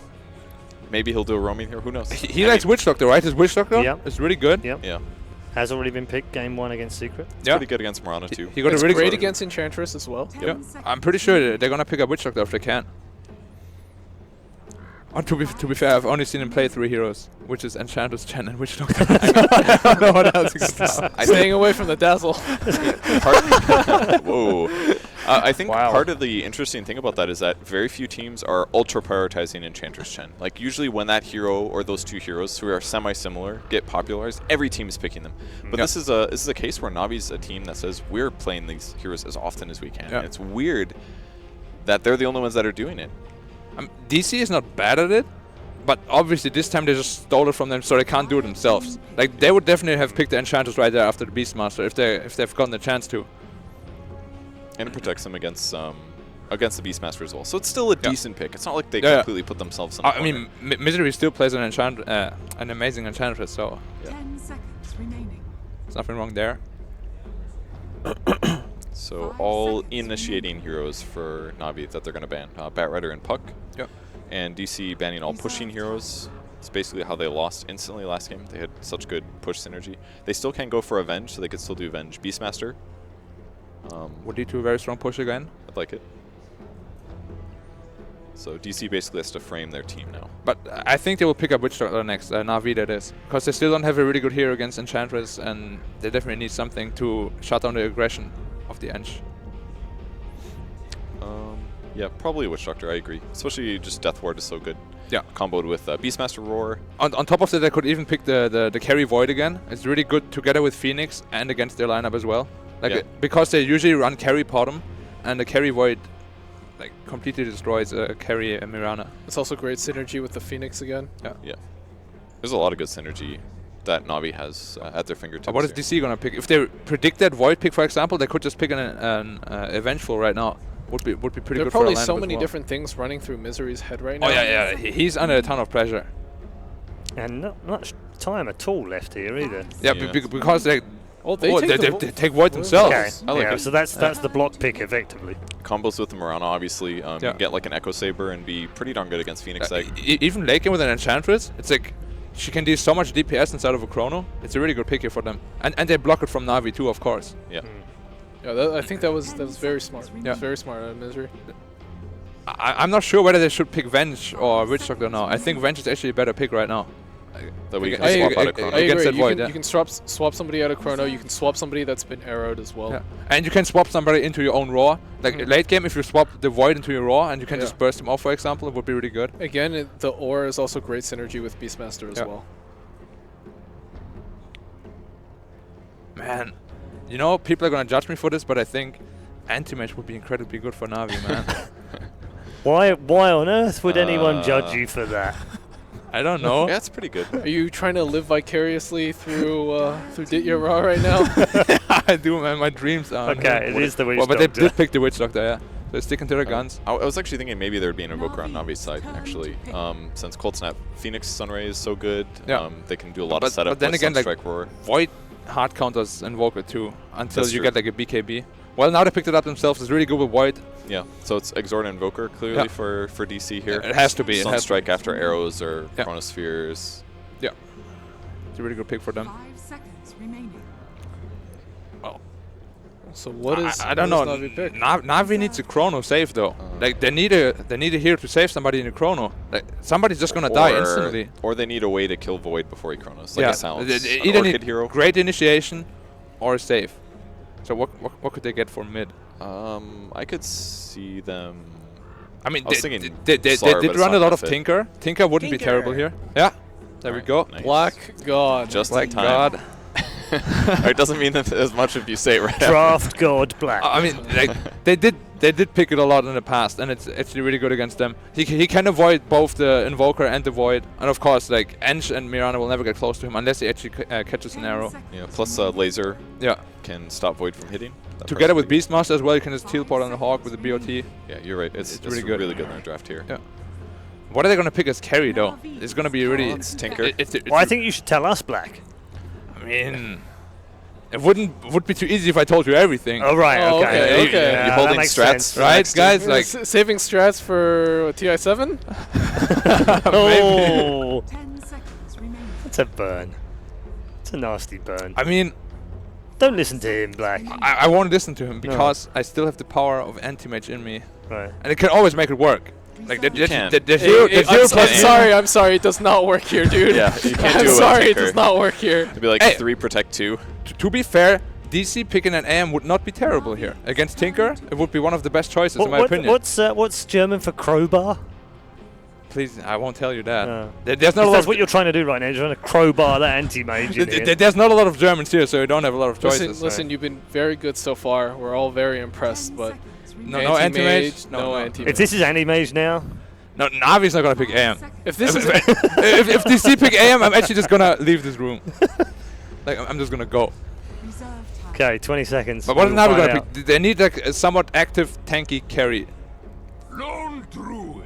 I wouldn't Or necessarily call not. it active, but tanky at least. tanky. So you're half right. You're half right. Yeah. yeah. Well, again, Tinker can BOT on the bear. Lone Druid plus Tinker has always been really good together. You just march the tower, and the bear just hits the tower. It's really hard to defend. You can also TP onto the bear, and then bear can survive through It can, Chronosphere. yeah. And Chronosphere. no anti-mage, of course, now. It would be like a suicide pick. And DC doesn't have very good bear solutions either. Yeah, they they don't don't. want to Chronosphere it. The Lone Druid Ah, himself they're is gonna very with the wire. tanky. Well, now they do. Whatever. The first spell of Winter is actually incredible against the bear. Yeah. And Tinker has to Okay. be careful. If he BOTs in and Winter ults the bear or anything, he would just start attacking the bear. And Can't blink out, right? yeah. And the AoE is massive. It's like 550. Okay, we're going to head back to the commentators in just a minute. Charlie, very quickly, draft. Who wins? I sound like a broken record or something, but I really like Navi's draft. Yeah, we'll just keep replaying that segment back over and over again. Black. I think Navi will win if the Tinker gets a good game. If they can shut down Tinker, Navi will lose. Okay, that's sort of hedging his bets, but I'll let him off. Purge. What a cop out. I think I'm gonna commit to DC here. I feel like the Winter Wyvern's Cold Embrace really counters a lot of what Navi does, at least until like mid to late game when he gets Dagon on Tinker. So, but they need to get a lot of kills definitely in the mid game. If they don't, the game's gonna be real one-sided late. Okay, all right. Thanks to all three of our panelists. We'll hear from them after game 2. Can Navi make a clean sweep of it and take it 4-0? Let's find out with our commentary team of Wagger and Capitalist. That's right, Valve has truly blessed me at TI5. I got the opportunity to cast with Blitz in Storm Spirit games. Now I have Wagga with Carry Void games. Yep. Is this the game, Wagga? It Is could this be. the Carry Void game? I mean, Ditya Ra has played the Vanguard Navi. Radiance before, but actually I talked to him Versus at Dream League about a build where Digital you go Vanguard Echo Chaos. Saber, and he said, I like it. And I'm like, yeah, I like it too, but you cannot continue Who will Radiance. be And he victorious? played earlier in this tournament. And so did Ditya Ra and Resolution have both played this. It's very interesting. Strong builds where you go for just a fighting Vanguard Echo Saber. But we'll see what we have here in this game.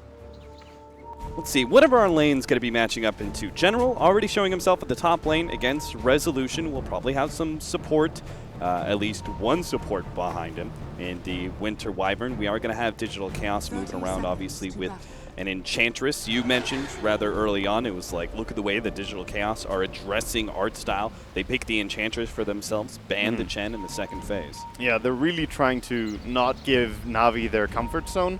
And I think that's a very smart approach. Target Navi supports.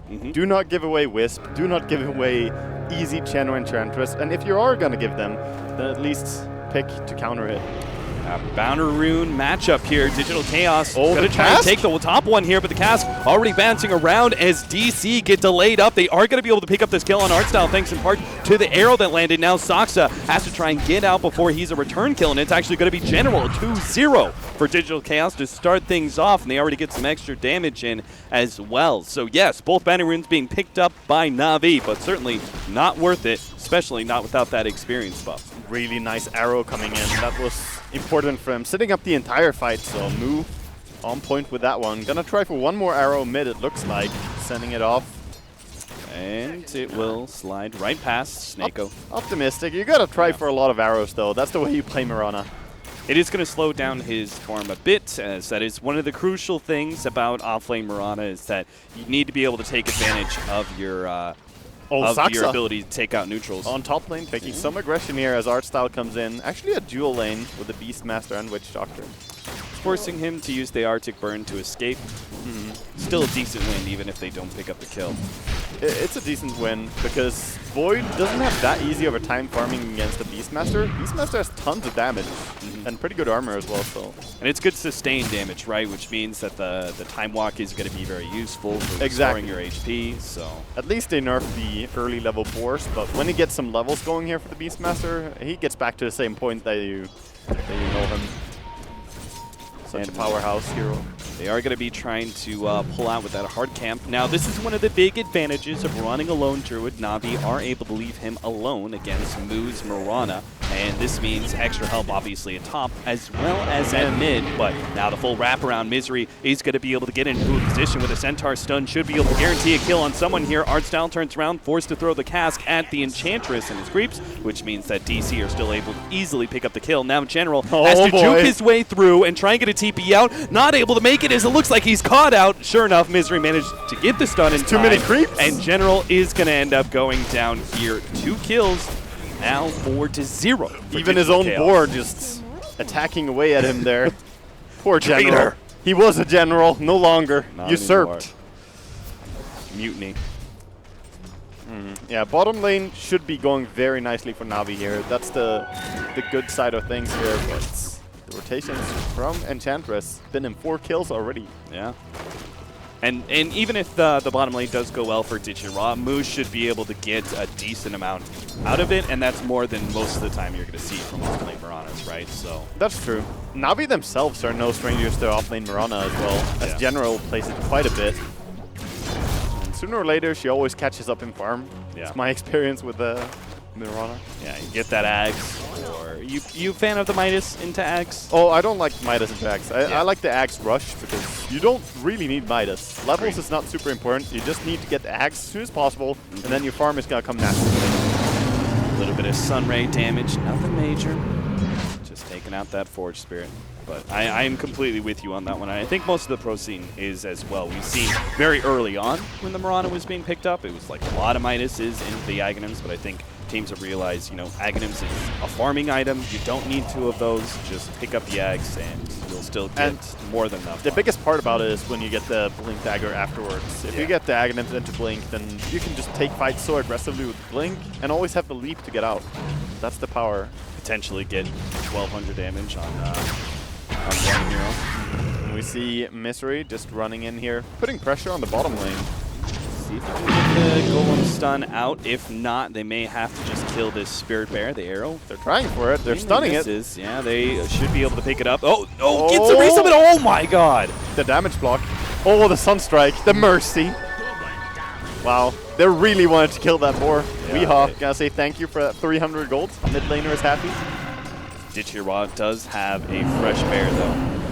So that is not going to be able to put him too far out. And here he comes again with the double shard golems. Let's see what happens. Meanwhile, the top lane Artstyle is going to be slowed down here by the Arctic Burn. Hoping to be able to catch the Splinter Blast. Does actually did so successfully. Back over to bottom lane, where now you see the Spirit Bear trying to get himself or block out. Oh, the Sunstrike! No! The tower's going to get him! What a dodge! Misery's dead, so Ditchira actually picks up the kill. Misery able to get out. No, Moo, he's going to be caught as well. It looks like the Sunray's going to slowly burn him down. The Bear unable to get that entangle and unable to keep going for the dive as Ditchira can't quite catch up. But man, Ditchira, nice sidestep there, realizing the Sunstrike was going to be coming in, because if that was just if he ends up going down there, DC are happy. Trade off of support for a carry. Very good awareness for sure. And I think DC are probably the happier ones in this game, though, with the way things are going. They're just getting a lot of momentum with the Enchantress. However, there's the downside that Dendi is farming a lot on mid. He's actually doing really well against Weeha in CS. He's out-CSing him by quite a bit, 27, 28 now for 11 against 15 and 3. And that was one of the things that Black obviously hedged his bets on, and I think pretty much every analyst is willing to hedge their bets on. If Tinker does well in the first 20 minutes of the game, then you're going to side with that one. So this is obviously something that Digital Chaos know that they have to address eventually. And what do you think their game plan is going to be? Is it going to be rotating the Faceless Void once you get that level 7 area? Or maybe some smoke rotations, just 2-man rotations with a Winter Wyvern +1. Because if you have the Sunstrike always available, and if you just use the Winter's Curse when they TP in, Black brought up a really good point there. You can do this out of a smoke and just surprise the Tinker. Look at these stacks for Dendi. Just tons of gold to farm up here. That is another thing Digital Chaos haven't really addressed at all. And he has the Soul Ring now as well, so he can easily farm this. He always does this, by the way. Some Tinkers, they skip the Soul Ring to go early travels. Every single game that I've seen Dandy play Tinker, which is a lot of games after watching Dream League, he does this. Artstyle is going to be caught with the Cold Snap. Arctic Burn guaranteeing a near perma-stun onto him. Sunray is not going to be enough to be able to stop that kill, but Soxa now has to trank over the TP. Unfortunately, General is not level 6, just 200 experience shy of being able to claim that counter kill. It's the downside to running a dual off lane. Sometimes, yes, you can have more impact on the lane, but you're also sharing experience, so he hasn't really gone to that point where he's level 6 yet. So jungle Beastmaster could easily have hit it by now, or just using the jungle a little bit in laning. Dichira not too far away from the hand of Midas. And Resolution is completing his Vanguard on Void here. It's 1,200 gold whenever he wants it. He could go Treads first, though. The kill potential is more welcome. Yeah, I'm kind of with you on that one. Treads. There it is. Especially since... there's just not much burst damage on the side of Navi, really, to come up here. Sure, maybe when the travels are up on Tinker, he comes in, but Treads can give you HP as well if you just keep no strength. Yeah. And for me, it's about, like, what is the Void going to be able to do? Because I do feel like he needs to be able to rotate out, because I'm not sure if just... this, the tranquil. That's a hard kill, though. Yeah, it really is. With the right Savage Roar, Dichira might be able to get out of this one. They land the point blank arrow, but now he's going to run into the Sunstrike. Not quite yet dead as the Sunray helps keep him alive. A Splinter Blast from Soxa, though, will be able to get that kill. So much that he has to sidestep. It's the Sunstrike coming in, so he has to share that tank with his bear, but then when the bear's close to him, he dies because of the Ice Shard or the Splinter Blast. There's just so much. That is painful. Well done. Digital Chaos using their, and they really have to. If they're going to keep that Void up at the top lane, they need to be able to utilize these two supports in the offlaner combined together to start shutting down some of these Navi cores, as they do get the kill on the Lone Druid. The Tinker is still free farming. They want to go with an arrow and Chronosphere on top, TPing up the Mirana even though she's really low. See if she can sneak around without getting seen by the Hawk. It doesn't even have enough for a Starstorm. Yeah, all he needs is the arrow after. But General sneaking into jungle right at this moment. Good opportunity for him to farm away that offlane camp. Not sure if that's just good awareness or just a little bit of luck. Could have been a bit of both, I think, because he realized the lane is pushing anyway, so he doesn't have to keep contesting. Yeah, I would just be really impressed if he knew that kind of rotation was coming out, right? Just after the bottom lane was smoked and everything, to have a rapid rotation up to the top lane would usually be unexpected. Sometimes things just work out for your favor, and sometimes you get a gut feeling that you have to back out as well. You're not really sure why. Could be either. Did he have a Haka? He did, but not that saw the Mirana rotation. So right now, Mirana is obviously off the map, and now for a long time, you know something is up. So General pulling the wave off the tower and farming it up with his auras. He's a tanky hero, though. They would definitely need the arrow and the Sunstrike to land, else he's not gonna die. That Beastmaster is not an easy pick. Mirana actually gonna TP down bottom again. So TP top doesn't get anything, sadly, but then a lot of farm coming in bottom. Our two supports from Digital Chaos were spending some time together in the jungle, but they will now show themselves at top lane. I think they're determined to be able to take away that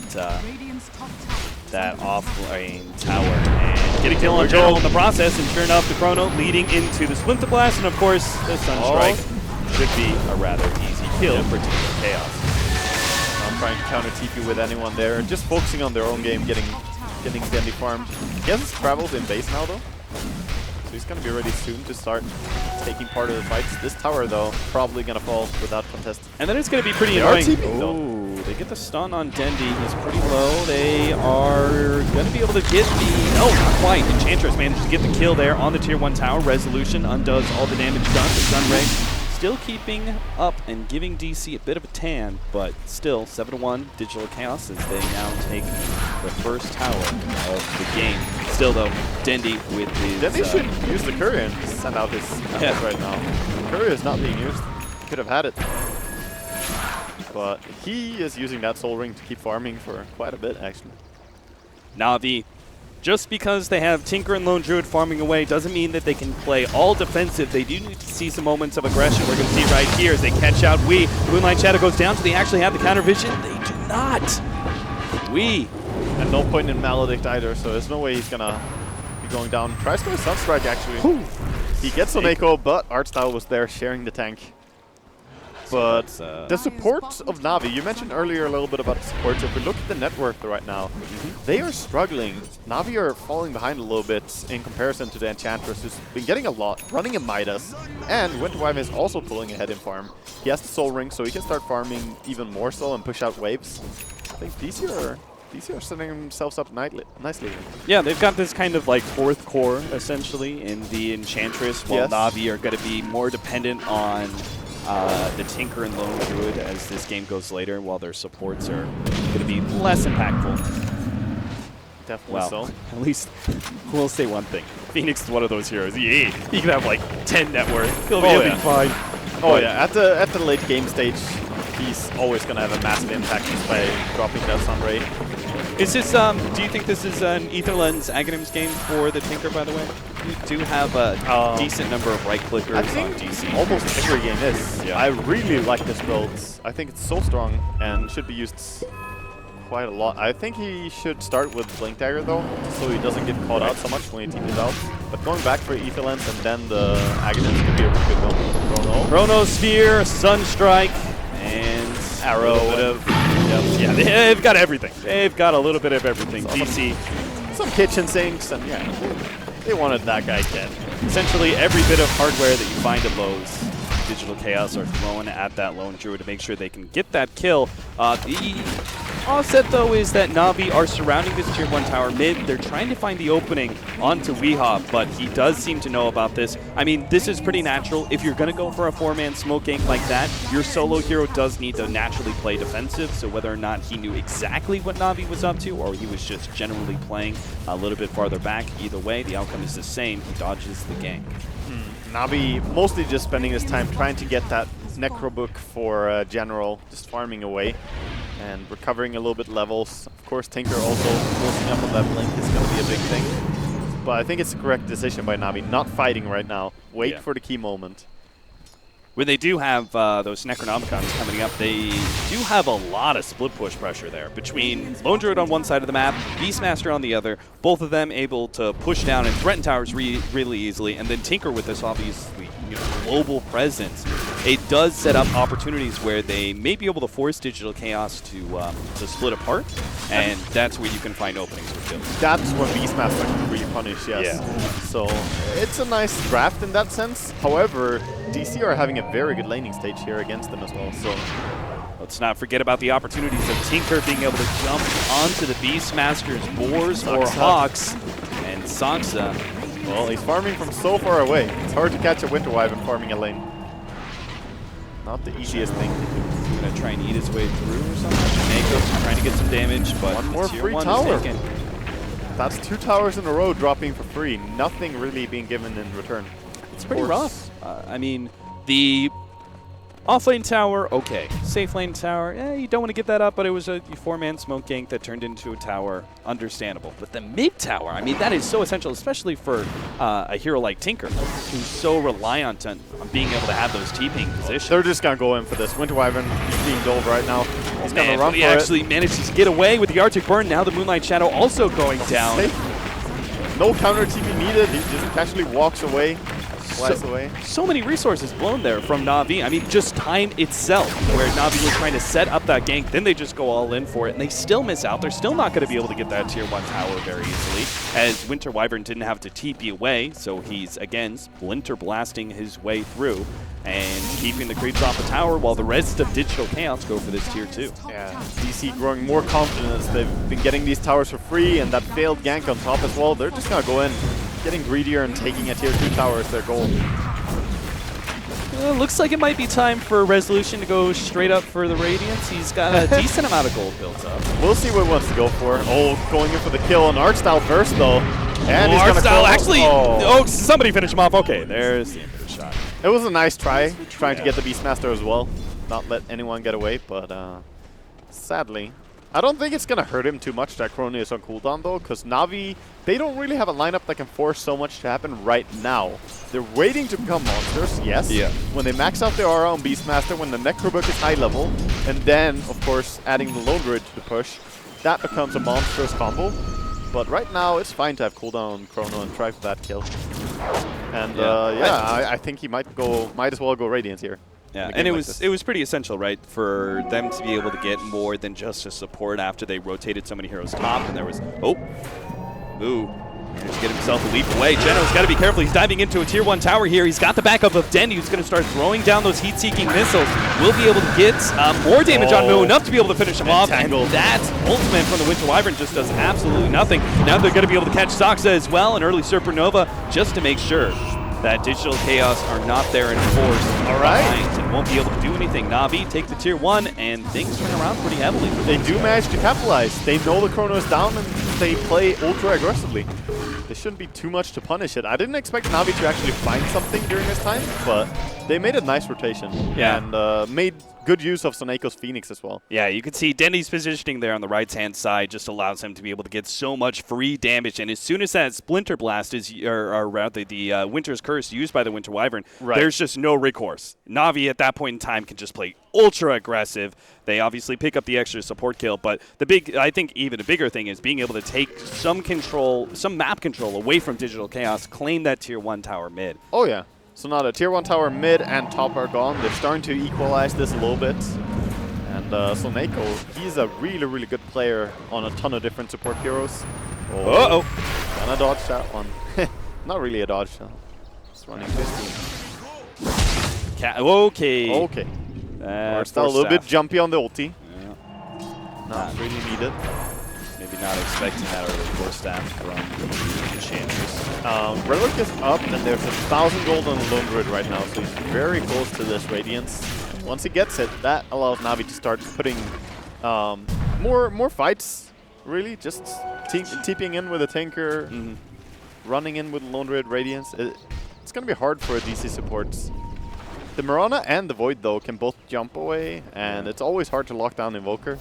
It does seem like DC are playing a lot more heavily for the late game than I kind of expected them to. From about a month ago, it seemed like their playstyle was really early aggressive. But in this series and this game especially, they seem to be playing a lot more for the late game with the Enchantress, spending a lot of time being able to farm away, picking up the hand of Midas. They don't seem to feel overly pressured about trying to stop the Tinker.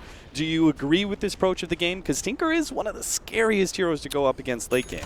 Tinker can always become a real monster when he chain disables, especially against a Void who relies on getting time walk off, stuff like that. But I think they're just playing to their own power peak. They realize that when they get the Radiance on Void here, he's going to be really, really strong. A lot stronger than a Radiance Lone Druid. And it's an okay choice to just farm up. You have an X-Word Invoker. And Mirana, of course, once you have Aghanims on her, that's when she starts becoming useful. So they're very close to hitting that sweet spot when they can start taking fights of their own. It seems like just before the Aghanims comes in for the Tinker is where DC are going to strike the hardest. Because if I'm a bit scared of the Aghs Tinker with so many right clickers, right? You've got the Faceless Void, who at that point is just Radiance damage. Enchantress, a big one. X-Sword Invoker outputs a decent amount of right click damage as well. So it's not just that. There's also some targets that you can use to bounce the laser off. Like you can nuke on the Enchantress Creep or on the Forge Spirits, and that's going to bounce onto the heroes. So that's also useful.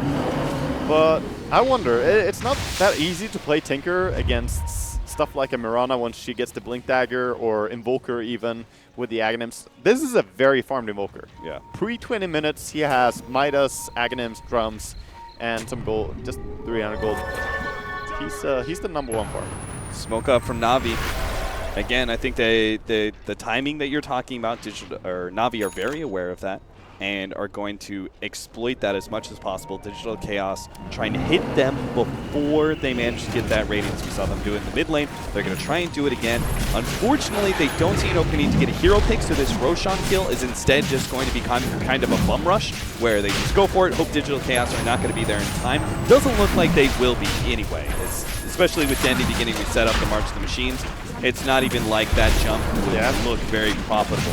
Have to run all the way with Void. Didn't have a TP, so they're getting there a little bit late, but still in time. The rockets start going out. There goes the Moonlight Shadow. They clean up the Necronomicons, and with the Necronomicons gone, I think Na'Vi don't want to fight this. unless they see some sort of amazing opening. But DC not trying to be overly aggressive again. But now Need you that have Radiance. a low HP Roshan, so both teams really want to play around this area. You want to keep your attention to this part of the map. Good D-ward coming in here. Mirana has her Aghanims and looks to push out bottom. Question is if Na'Vi can fight without the Necrobook. I think they have to wait for Necrobook to be up before they do anything. Yeah, I agree on that one. I think DC at that point in time, they just need to try and push out that bottom lane. Unfortunately, it doesn't look like it's going to be possible with the Spirit Bear obviously there, but try and push out that bottom lane, try and push out mid as much as possible. So if you are forced into a scenario where you have to give up that Roshan or the fight goes bad, at least Na'Vi can't immediately transition from taking Rosh into faster towers. Exactly. Offlane tower is something you probably have to give up, but you want to protect your tier 2s. Yeah, you might lose that eventually, that's fine. Blink Dagger complete on Beastmaster now, and Void taking this little time here, this little pause after Roshan was attempted to finish up his Radiance on top lane. Oh no, Moo! Good Force Staff is going to be able to buy him a little bit distance. Unfortunately, Sunray's still there. They have the Rockets coming in. Nice! Squinter's Curse. Now the follow-up. Beautiful Chronosphere. Setting all of this up. They're going to be able to pop Art Style inside of the Chronosphere. General, who's already blown everything he has, doesn't really matter if he goes down, but it looks like he will end up going down either way against Wii. Now the lone Druid Bear actually burning a lot of these heroes from DC quite low. Unfortunately, there's just enough sustain to be able to keep DC alive, and they're even going to be able to pick up that Spirit Bear. An extra 300 gold on top of the 3 hero kills that they got. And can they do Roshan for themselves? They should be able to. They definitely could. They have so many heals. They're going to back up and heal up in the fountain with some of them, but just controlling the area for now. Probably going to push out mid with the Void and then going for it. Beautiful Chronosphere just catching 3 heroes. And also the counter initiation. Force Staff just saving your teammate, making sure Mirana doesn't get bursted, and then Winter Wyvern turning the heat on. Oh, it's beautiful. I think DC reacted really well, but you could also say that was a pretty bad mistake from Na'Vi. Looking for that opening on Moo, that was good, but at the same time when they got drawn in, the Force Staff went out, and then they were like, let's keep going into that point. You're going into a tier 1 tower. You know the Faceless Void. He still had that TP ready to go, so he was able to get, just a beautiful Chronosphere follow-up after the Winter's Curse. There were so many things about that fight that were just inherently bad for Na'Vi as soon as that Force Staff save came into play. Yeah, I was not a massive fan of that dive, but they did seem very stressed to do something. They have to play around the bottom area, as we mentioned earlier, because of Roshan being low. And if you see a chance to go for a pick with Beastmaster, you might just go for it. Well, they're still going to try and take this tier 1 away. It is one of the more problematic towers when looking towards that Roshan objective. So they finally take it away from Digital Chaos. And 4-12 now, as Na'Vi starts circling around the Roshan pit, hoping to be able to recover some of those losses earlier by grabbing themselves a second life. DC should definitely not shy away from fighting right now. They want to take these fights. They're in their power peak. They have every item they want right now. And Na'Vi, of course, they have to make this work, because they will fall behind if they just start farming. Even if Tinker can become really strong later on, you don't want to rely on him. Trying to catch the Spirit Bear, but the Sunray will keep it alive. Moonlight Shadow was blown by Digital Chaos there, spotted out as well. These rainbow impetus, so much damage, so beautiful. Misery is going to be outputting a lot of damage very soon. He's got minus Force Staff and halfway through, or 2/3 of the way actually, through his Aghanim Septum. Many players on Enchantress will not go for this Force Staff, but I think just against Beastmaster it's a great reaction item pickup. Because a lot of players, even on the opposite team here, seeing Arc Style, will normally go for the Dragonlance, Aghanims, Moonshard build-up, but this is just so good against Navi's draft. The Force Staff really makes this build. Yeah, completely agree with you on that. Helps against Lone Druid and Entangle a little bit. They also have the well. Glimmer capable, so while the Necrobook is being completed level 3 by Beastmaster now, quite late in fact. He opted to go back for the Blink Dagger before he had the full Necrobook. I'm not sure about that decision.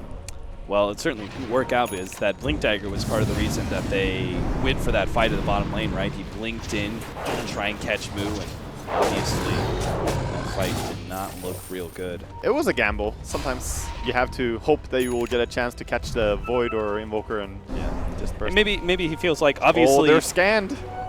They're getting scanned right now. Right outside of Roshan Pit, so Na'Vi probably going to start grouping up and heading towards that Roshan Pit soon. They've got to wait out the smoke first. Yeah, Na'Vi should be expecting them to almost go for Roshan even here, but they have the Hawk, of course. So they know DC, while they were right outside the Roshan Pit, obviously they're still looking for that kill, not going to find it. And as a result, Na'Vi are actually going to be able to get a bit of map control because of this. They've got the mid lane pushing out, They are top farming lane's away. pushing out pretty hard too. Yeah, it's the Tinker effect. You just cannot leave your lanes unattended for long enough. It's very irritating to play against Tinker in some regards. And having that Aghanims and Ether Lens on Tinker, the next team fight, Na'Vi could surprise with the amount of damage they can output. And what's the damage? The HP on Enchantress looking quite good now as he completes the Dragonlance. 1300. Just gotta be wary about your HP pool against the Tinker with Aghanims and Ether Lens, because it's gonna hurt. General. Oh, okay! Alright. About to throw a word of criticism to General, and he shuts me up real quick. Just about to say, come on, dude, get that Necronomicon. And he just, like, styles with a quick blink against Resolution. Some jumpy ultis this game. Good try, but again, that's the second time he tries to ulti the Beastmaster, but does not get him. Last time was a TP away, this time a blink away. And now, with the Chronosphere down, seems to be a free Roshan Na'Vi. Na'Vi. Yeah, I think you have to give this Roshan up. Na'Vi are not weak. If you don't have Chronosphere, you don't take that fight. Not against the Marching Machine spam, the Phoenix, great Roshan fighting hero. Even the rockets. Look at Saksa. He has to heal himself up just because he got rocketed twice. Oh, they jump in from Moon, gets a little damage from the Starstorm. Just poking at Na'Vi, but obviously they have that pipe, so it's not that big of a deal. Looks like Winter's Curse is going to be able to come in, catches Art Style unawares, and he'll be ripped apart by Dichira and General. The Supernova now goes down just as a little bit of zoning. Weehawk may actually be the target. Could force that buys a little bit of time. The Glimmer Cape still not enough, as now the Sunray burning through. Digital Chaos Misery is going to be going down. Resolution will be able to get that time walk away, no problem. And Na'Vi turn their attention right back to Roshan. Saksa, he's going to be caught. Glimmer Cape TP out. Moo actually goes for it, but not able to get the Aegis. Managed to get the leap out. Turns around, throws out the arrow, catches General, making sure that he can't pursue. Good attempt at a big play there from Moo. I like how he blinks in enough. and wants to get it. Normally Moo plays something like Slardar, and then yes, you can very easily kill off Roche, but as a Mirana with brown boots, your Roshan killing is not that fast. Yeah, he was probably looking at a fight and just being a bit desperate is how bad it went for Digital Chaos. It went really bad, but they're fighting without their biggest teamfight control. They have no teamfight hero apart from the Invoker, but Invoker is very often a reactive hero. You need to set up with a stun or something to lead, and Invoker can work based off that. So, and looking at the rest of the heroes, they really don't have much setup. And that was interesting that they chose to take that fight still. I think you have to just accept and give away the Aegis, farm out the other lanes.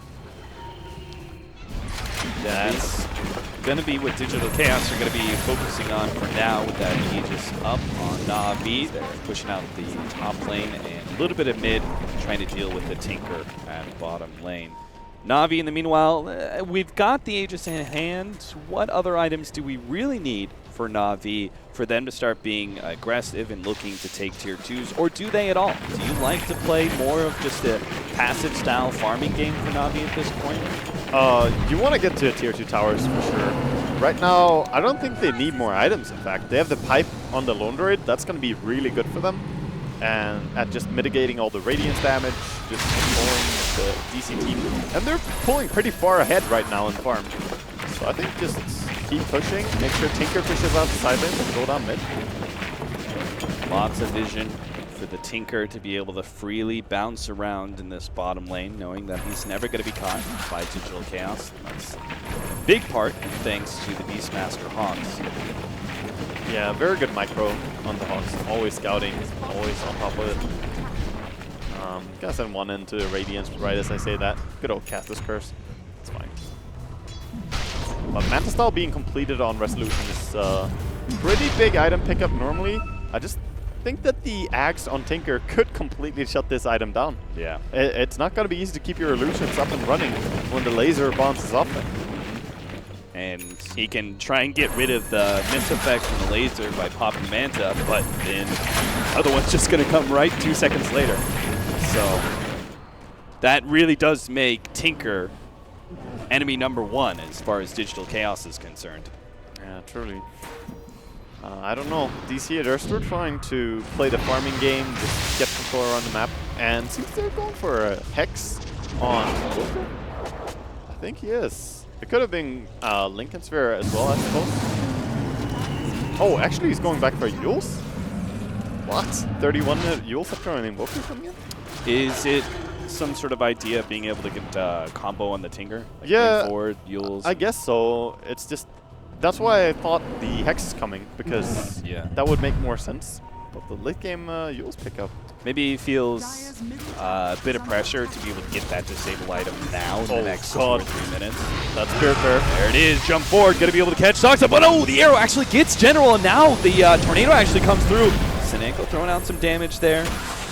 Does manage to hit a number of heroes with the Fire Spirits, but it still doesn't matter. Tier 2 is going to be going down here. Digital Chaos can't seem to stop it. Yeah, this Spirit Bear is really, really farmed.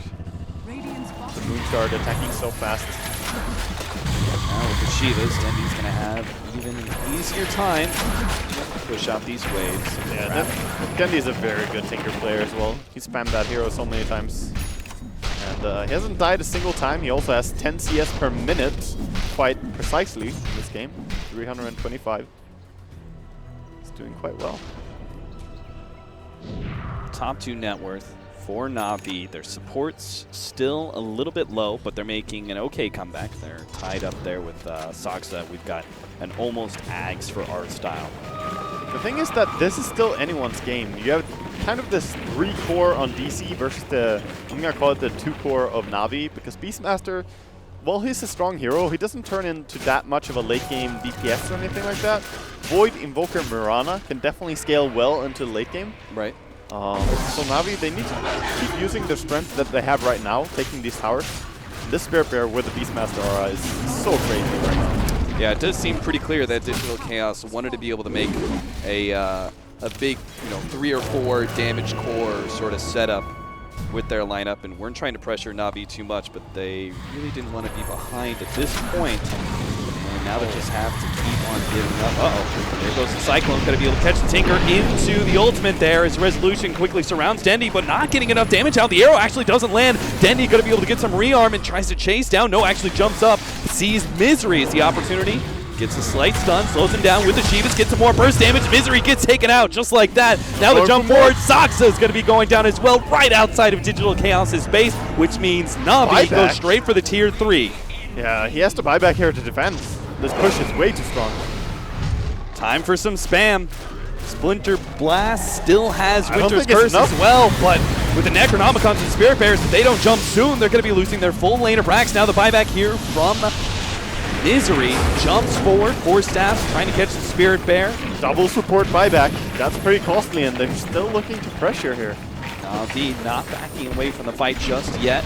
They could easily back away, and it would be fine for them. They don't have Roar anymore, but they do have Eggs, so maybe they want to make something happen with the Phoenix ulti. Yeah, it does say a lot about Na'Vi that they were even considering to continue to go high ground there.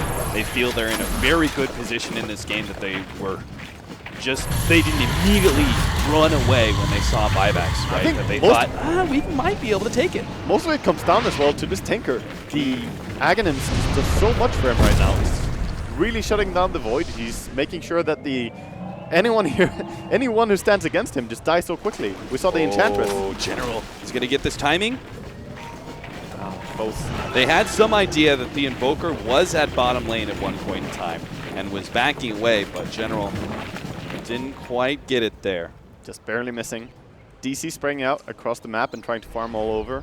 They haven't really tried to shut down Tinker in the way that Black mentioned on the panel, just trying to set up with a Winter Wyvern ulti. Through a smoke or something like that, I think that could have been a massive pick. They have not killed Dendy once. Tinker is a hard hero to catch, but if you don't even make an effort to try and catch him, he's just going to have a field day. Yeah, we see it at the top lane. They start approaching the lane, but Dendi, he only needs a few seconds to start spamming out March of the Machines and get himself out of there. With Bloodstone now complete, this could get even worse That for means Digital Chaos. That means he has mana to sustain his level 3 rearm. Between the Shivas and the Bloodstone, he has the regen and the max mana to just go into a fight and do so many new combos. Oh, Dendi. All right, that's one way to be able to catch him out. Just race car straight into him. Weehaw. Radiant's Full out. tower Charges the Tinker, gets the Cyclone straight into the arrow. That's what they need. They need to catch him somehow. So if the Eul Scepter is going to be the item to do it, I'm all for it. But any item they go for had to be to shut down the thing. We really need to see the continued levels on this Invoker if you want to be able to continue to put pressure. Because the rest of these heroes, like, not many of them are going to be able to really threaten the Tinker like the way that the maxed out Tornado is going to be able to, right? Yeah. A lot of vision, long range potential catch against him. Once he gets level 6 on his Wex, that's going to be really good for him. And then obviously go back for a quas for the Around the World Deafening Blast. But as you say, he is the key to shutting them down. Double smoke going down here as Vincere can smoke straight down as Na'Vi walk in front of their base. In the night. Definitely. Digital Chaos gonna be, I think, the ones a little bit worse for wear here. I think they were a bit more dependent on being able to find some sort of smoke initiation. They're pinging it out though. They could maybe get a wraparound here, but it's going to be pretty delayed. I wonder if Na'Vi are gonna sense this one coming. They could get a great. Master, he's really far forward, so he's not going to see this initiation. He managed to catch the two supports in the back, but doesn't get Dichira. And now the Primal Roar goes forward, stopping this damage. Artstyle is going to be taken apart eventually, but DC have already thrown so much. Is it actually going to be worth it? They need to be able to take out the Supernova. They're dressing, and now the laser comes through, but it's not quite enough. The BKB goes through. Resolution and Misery both go down from a combo laser from Dendi. Saksa has to save himself, but it's not good enough. Dendi pounces once again. The Rocket's able to take him out. Triple kill for him. And DC, they thought they had it. They thought they found the initiation, and maybe if it was a 3-man Chronosphere, that could have been good. But unfortunately, Dendi, man. They just have solutions for everything. Of course, DC felt pretty confident that 2-man Chrono was good. Void had a BKB, so he's going in for the kills, but Roar comes in, stopping him entirely. And when the BKB on Void was down, then Dendi was around as well. Yeah. It seems like the damage from this Faceless Void is a bit lacking as well. I think Aghanim's Tinker is super great against what he's doing. The Manta style is almost useless this game, and there's nothing to really Manta off. It seems like a struggle. Whoever invented this build is clearly an idiot.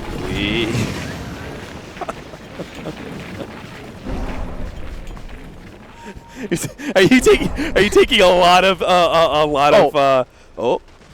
Roshan time? All right, scared me. I'm just taking some of the heat from this. No, it's fine. I actually think it comes down mostly to them not being able to catch the Tinker in this game. Yeah. What makes them really struggle. But the itemization on Tinker really counters them. It feels very resemblant of a game where I played Chaos Knight and played against an Aghanim Tinker. This was Excalibur Tinker. He's a monster, and your illusions cannot do anything. That's the same thing as Void in this game. You just do not hit anyone. Not gonna lie, Waga, I was not a fan of the Radiance Void. It ruined way too many of my games, but I gotta give you props, man. It's definitely worked out quite well in the pro scene. Maybe not in this game. We'll see. It's definitely not the fault of the build, though. You're right. The resolution needed to be able to catch this Tinker, and unfortunately, Dendi's just balling out of control here. Yeah, this bear is just a monster as well, so you have to deal with either a Tinker or the Spirit Bear. Well, they're doing a pretty good job of dealing with the Spirit Bear, it seems, as they almost finish it off. The laser is going to be able to put a stop to things. They actually get a Chronosphere in. Tinker. They're trying to go for General, trying to take him out before he gets out the Primal Roar, and they can still get the Spirit Bear as well. They actually get a Winter's Curse on top of a Deafening Blast. They're putting out damage, but it's not doing anything just yet. Now the Supernova goes down. Looks like Digital Chaos should be able to address it with their 2 supports in the back, dealing the damage. Artstyle's going to go down, and Dendi has abandoned ship, or maybe not. He's actually coming back in. He's going to go for the Shivas, try and see if he can find somebody to pop. Moo's going to be the target. He doesn't have the pounce away just yet.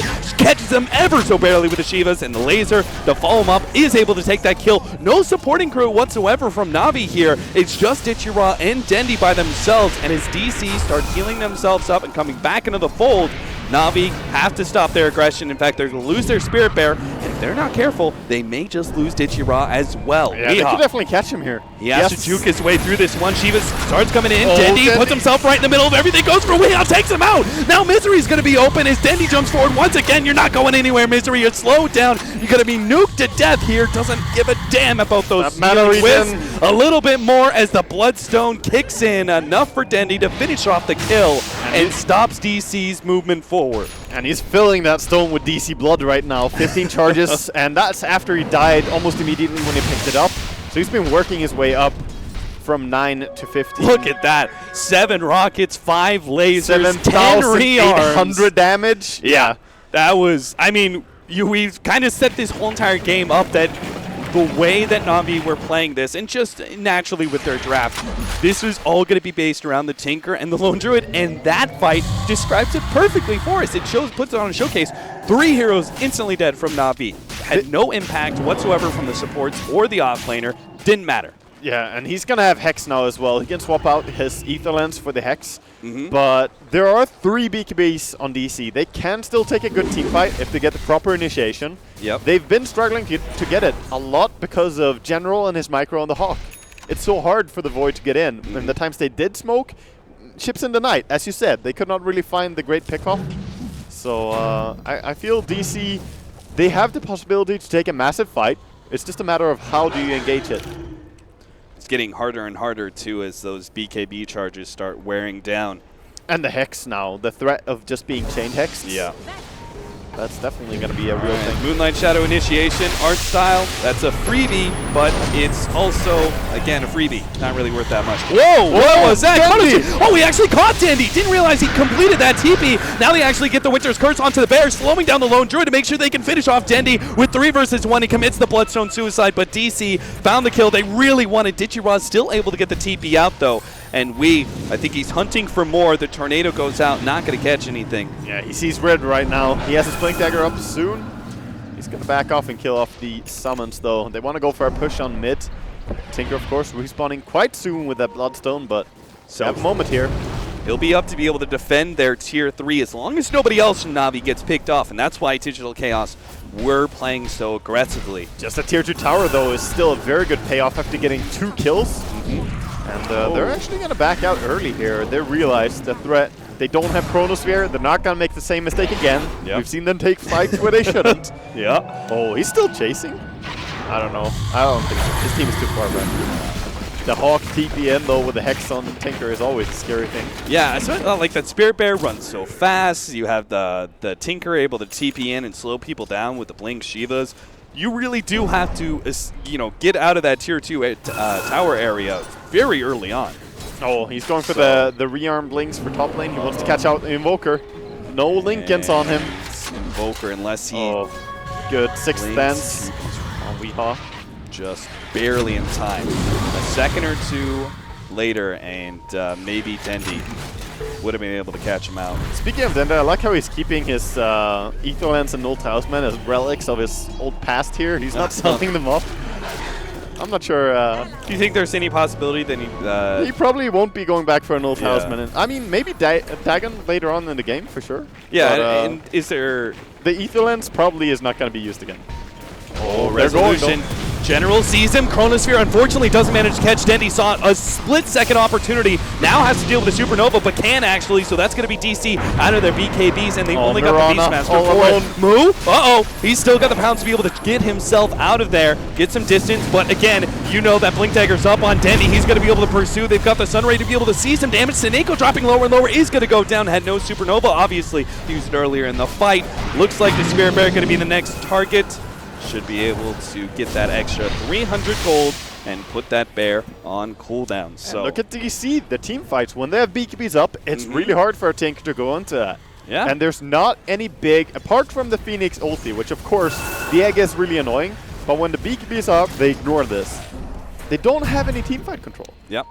Apart from the egg. And I feel DC can definitely still win this. It's all about the initiation. Yeah, I really like, I got to give props to Moo there for that. I mean, when we saw Moo surrounded by 4 heroes, like, what the hell is he doing? But it actually made a lot of sense, right? He made the read. Hey, we killed the Beastmaster. There's no Supernova. I've got BKB. Let me put myself in the middle of all these heroes, slow down their retreat, and we're going to be able to get some extra kills. And once his BKB was starting to wear out, he ran out very quickly. So yeah, he made a very good play there.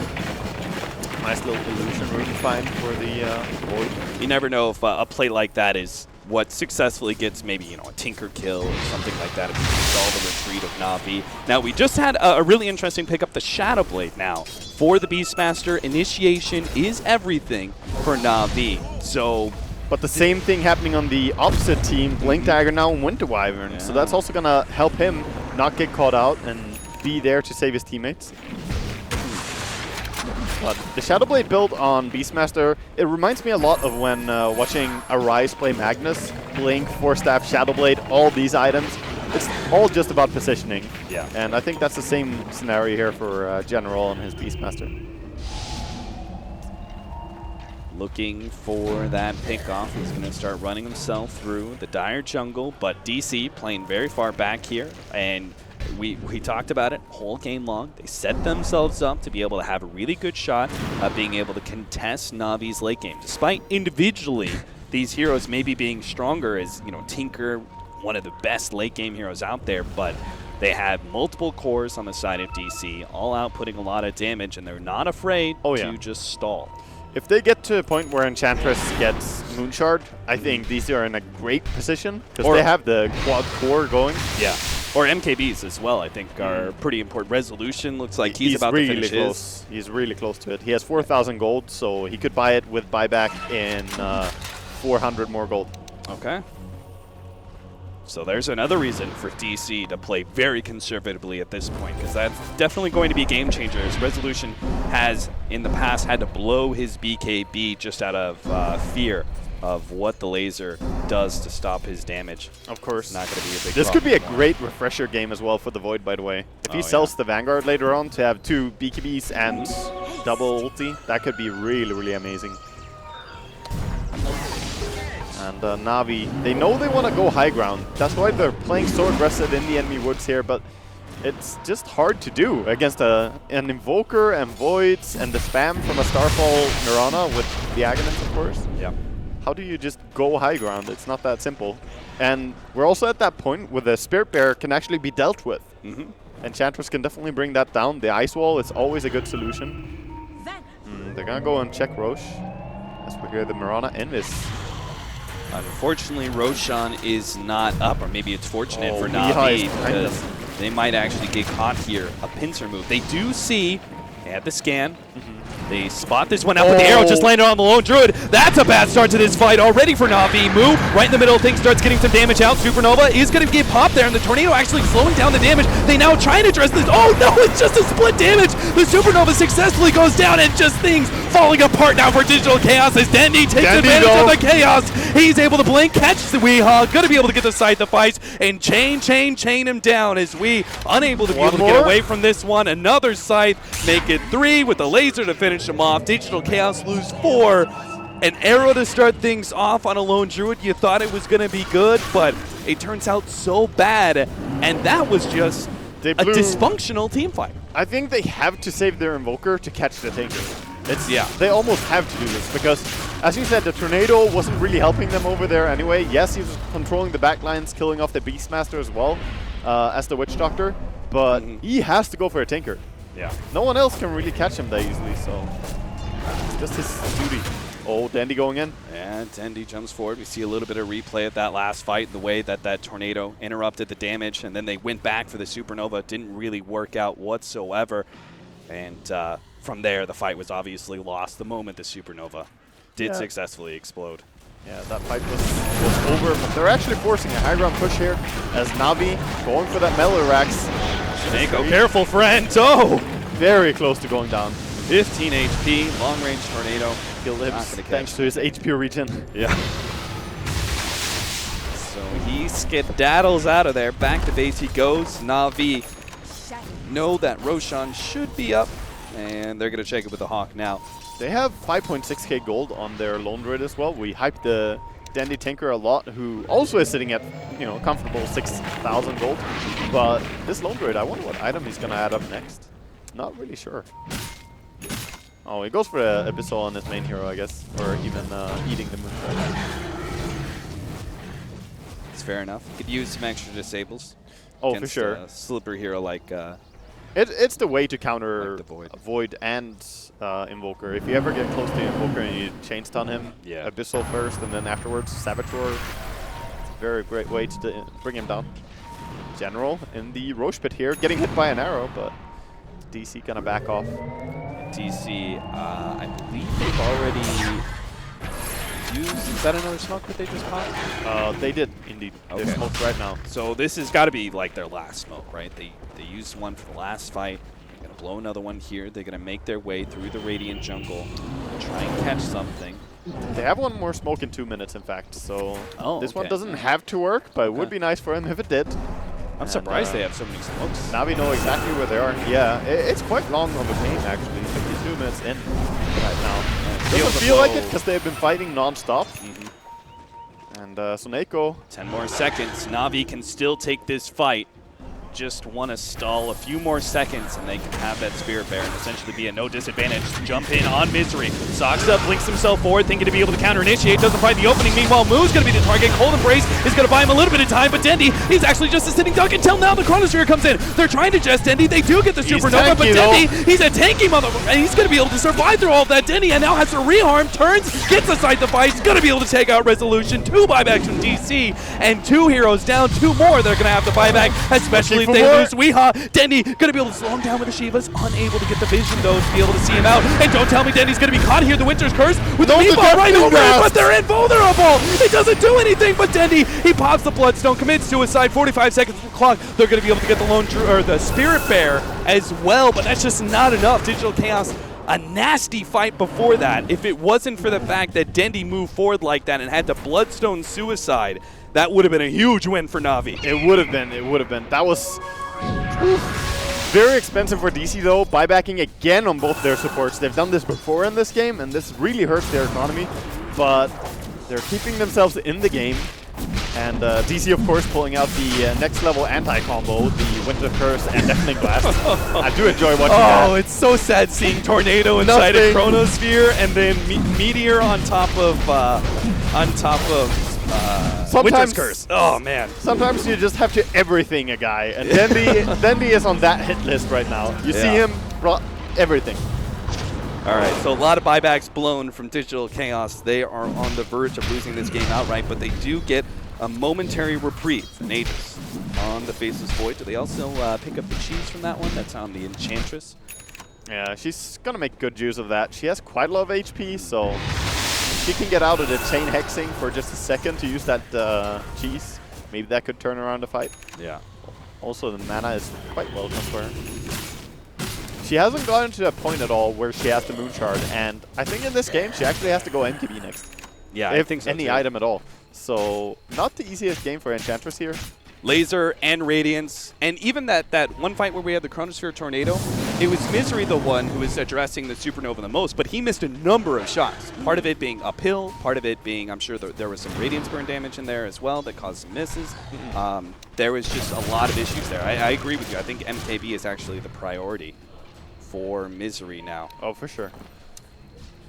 Interesting to see. They have the refresher, of course, on Weehaw. So big plays could be available right now with the Invoker. Gonna keep a close eye on him. See what he's gonna be doing. If they can, it's all about the initiation at this point, right? They need to be able to catch the Tinker, and even then, they get the right kind of Splinter Blast into Refresher combination from the Invoker or any of that. Like, Digital Chaos can cream the fight. Otherwise, though, Na'Vi, they're going to be preying on Chaos, right? If they can actually dodge some of these initiations, looks like General a bit too far forward. He's definitely dead. Hero lands on him, and even if the damage is stalled up, they're really going to fight this one? Oh, no! The Chronosphere catching Soneko as well as Dichira, and I'm not sure how much Cindy can really do to stop this one. It looks like the ultimate going out for the Witch Doctors is not really doing enough. The Refresher goes out from Weehaw, pops that Deafening Blast. Again, Dichira will get taken out, but the last shot from Misery. Resolution ever so barely. Art style, keeping his Aegis just alive. Art style into the trees, but Mo catches him. He sniffs that one out. Yeah, he finds him. Wow, what a terrible decision. I have no idea why Na'Vi chose to take that one, but That was. You should probably just accept that General died. He had buyback anyway. It doesn't matter at all if he dies. Yeah. But they walk in and Chrono was there, saying hello to him. That was also an Aegis on DC. That's why it blows my mind so hard that Navi went in for that. Maybe they get a little bit too greedy on the back of Dendi and his massive killing increase in this previous fights. And they've also got some great high ground defenders. Witch Doctor and Phoenix, some of the better supports at it, even if they aren't the greatest. Tinker. Yeah, and obviously the big one being Tinker. Yeah. They're in a hard spot right now. They don't have. Yeah. There's not much Dendi can really do here to stop this push. Can't get any marching machines or lasers. Then he would just get too close to DC. So start chipping away at them. Spamming out what he can. But they do lose one Rax there, and that's the first Rax of the game actually being taken by DC. This is a very bad indicator for Navi, because they don't really have the best late game. Even though they are the top farmers by far. Siege Wagons, get him, Cardi! Oh. So close. If only those Forge Spirits were going for the range Rax. He'll be back for that. Yeah. Either way, it doesn't really matter too much. The important Rax was the melee one, and that range Rax will go down, I'm sure. In response to all these PvPs on the side of DC, Dendi has actually opted to drop the Aghanims and pick up the Dagon 5. So he's trying to single target 4, burst off one guy really quick and go for the next one. Very old school Tinker style. Yeah. And I think that's the correct choice, because he's no longer having that massive impact with the laser, shutting everything down. Yeah. The more the MKBs and VKBs are able to address that miss percentage. And also the HP pool's just going up. It means you need to single down more instead of trying to kill everyone at once. Yeah, we're seeing time and time again Digital Chaos are surviving with less than quarter HP. And maybe Tinker can actually change all of that. Oh, Mirana Invis going in on mids. Is there still a gem on? I don't think they have any Resolution ready to detection go at all. General, okay. All right, they catch him this time around. Navi, It worked last time. don't charge into him after General gets picked. Artstyle barely gets away. That Winter's Curse was ready to go from Saxa. Faceless Void is up at 6,000 gold as well now. Could be going for the Moonshard next. I love this choice by Moo and Weehot. Boot to travel down to the bottom lane. Stops the Tinker push immediately because Tinker's naturally going to try and go to the opposite side of the map to split push. So it addresses that real quickly. They're going to be able to take a tier 2 and go high ground from there. Yeah. At least they could maybe force the buyback. If it happens, just back off immediately. They lost the Aegis right now, so they might want to just back off and not risk it. They have buyback on. Yeah, they have buyback on all their. They just want to control the map right now. In fact, he's going for the Daedalus. Full Daedalus is being. Oh, he's selling off the items again. Not really sure here. That's Resolution. I like the idea of Daedalus, but we'll see if he wants to buy it, as Aegis could be up soon. Might be the one to take that, then Moonshard could be better. Yeah. Is there? Yeah, I guess Moonshard and just wait for the next Aegis and then go for your next item. I think it's going to be the play. A tense game 2 between Navi and Digital Chaos. Well, game 1 was the second fastest game of the Manila Major so far. Yeah. So why not make it one of the longest games? Only to be outdone by complexity. Swinamullins. Or newbie, if you want to. Yeah. Well, I was going to say Swinamullins always likes to be first. So. Oh, right. Yeah, sure. Got to be first in something, right? Wow, that's harsh. I don't know if I'm going to be let back in the room if I answer you.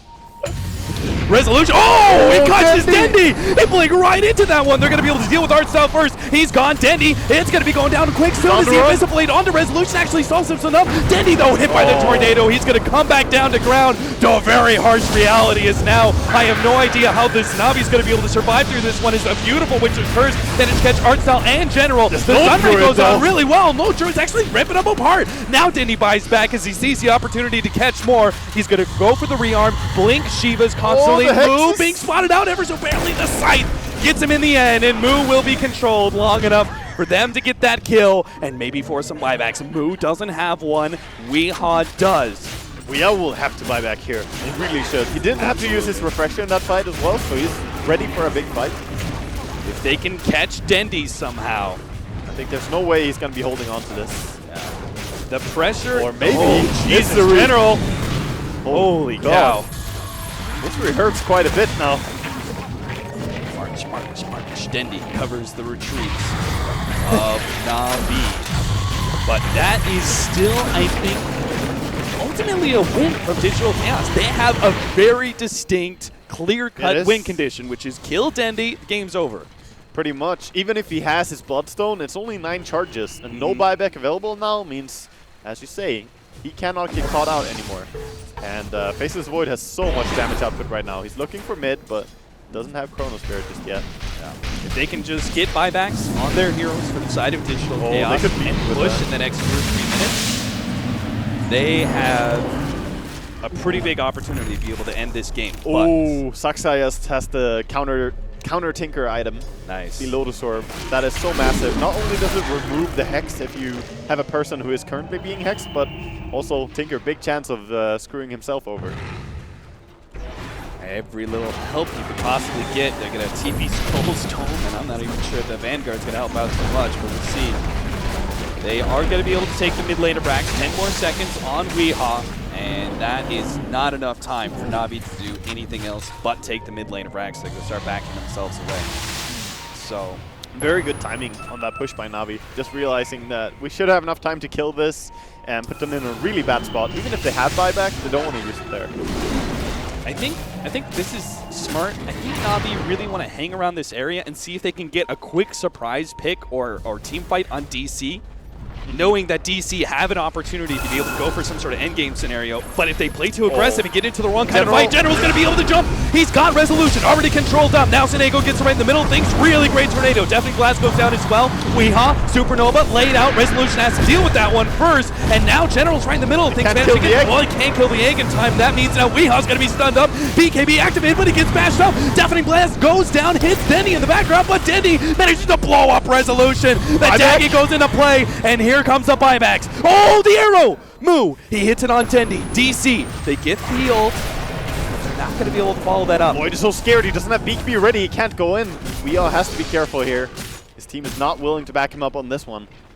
They bop back, hit the arrow, still not choosing to go for that fight. And Na'Vi are now the ones with a huge advantage. They just forced the buyback from DC. They can give themselves the Aegis for Cheese. It's the biggest back and forth series that I've seen so far. And DC, they've had a lot of games like this. Against Wings, it was also very back and forth. But looks like Na'Vi control right now. Gonna go for the Aegis on Tinker. If they can get it. Oh, actually, he puts up the Cheese. Wait. He's gonna swap it out. He wants the Aegis. Yeah, that is definitely the play. With all the, I mean, you know, Digital Chaos are willing to blow Chronosphere and everything they have to be able to kill you, so can't rely just on a Cheese. Resolution is pretty willing to blow his Chronosphere on just about anything he can find right now. I mean, the poor Beastmaster has been taking a few of them. So it's just, he has the Abyssal Blade, right, on the Lone Druid Bear? Yes. So he's getting a second Abyssal Blade, right? Yes. Yeah, okay. Yes. It's Couple Abyssals, let's go. It's a pretty standard build, just going for the multiple. And then you have so much Disable coming in with the possible Root, more Bashes, and then Savage Roar, of course, being a beautiful skill. Yeah, between those 2 guaranteed Bashes. Oh, yeah. Just looking for a Tinker pick if you can find it, but in fact, just got a Meatball and split pushed out a little bit. Gotta keep up that pressure. As you know, Na'Vi, look at a strike here. Misery. Once they get into your base, too far forward. Your base is gone very quickly with the Beastmaster and Lone Druid. Right. They kill it off so quick. DC have to be aggressive in the way they take this fight. I think they should actually just get rid of the Natus style of Void and get Dagger. The positioning for him is pretty worth right now. Either that or get the Refresher Orb. I'm not loving the Daedalus pick that he went for last. I think either Flame or Refresher would have been much better. Given how farmed Weehaw is. He not doesn't that necessarily have to be the primary damage shield, right? He could, like, the disables can be everything they need because he's got 3 damage shielders behind him. Even Enchantress can deal. And Top trying to go in. BKB being used for this. Okay, Lone Druid. Guaranteed tier 3, and it looks like maybe even a melee Rax with this BKB as they just can't stop it fast enough. Now, here comes the Chronosphere. It's on Digiraw. This isn't big enough, but maybe if they can kill him. Oh, no, there actually goes the Supernova. They managed to be able to buy time to be able to get the save. That's going to be a full refresh.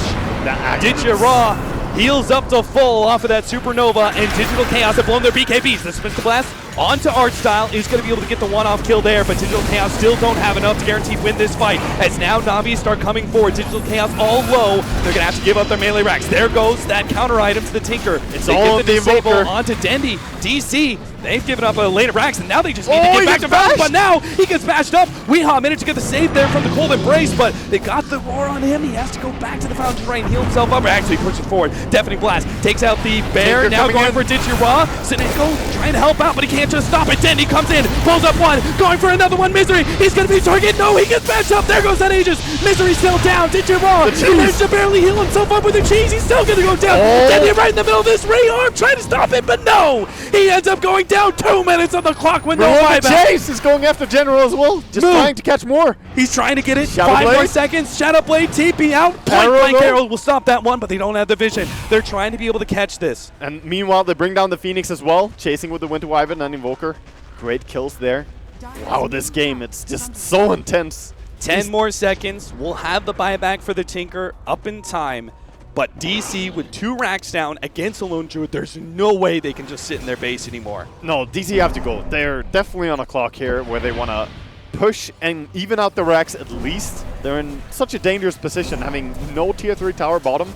Here we see, of course, that initiation. I like the BKB Lone Druid. It was really, really great, but that Phoenix egg was great. It was such a great save. What really went wrong here for Na'Vi? If you look at just that They fight, ran out it of gas. looks so It's good. just the Tinker, after a long fight like this, he starts to go really low on his mana pool, and he could not keep fighting, but they kept going in with the rest of the heroes. Big props to Sineko for that beautiful save, giving Na'Vi And, a fighting chance. Tinker and Phoenix did buyback, by the way.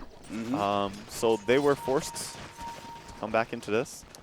And that is exactly why Digital Chaos are smoked up looking for a pick, because one kill by itself can win the game for them. But it goes both ways. It definitely does. There's not many heroes who have buyback right now. It's definitely the Witch Doctor, Winter Wyvern, Mirana, and the Lone Druid. Lone Druid, of course, being the biggest hero with the buyback available. But Yeah. if he dies right now, he doesn't have a bear anyway, so... So it may not So even... may not, yeah. It may be all kind of useless heroes that have buyback. I think Mirana can still get quite a lot stronger with her final item, by the way. True. She has one full inventory slot available, and if she gets something like an E-Blade, that could be really good. Just helping out more with the burst potential, also being able to save people from the Lone Druid Bear. You don't think he should continue down the right-click build and go for, like, MKB? I think he could, but the E-Blade gives quite a bit of right-click, and it can also stop the threat of the bear in many scenarios. Yeah. A saving item for potentially the Invoker or... But MKB or even the Daedalus could have been fine too in this game. Really just Since the comes Aghanim's down is gone to, now. Comes down to feel at this point, right? Yeah. Any item is going to be fine because it is BKB duration. He hits quite hard. Maybe in that case, it's Digital Chaos. They have been set up for this.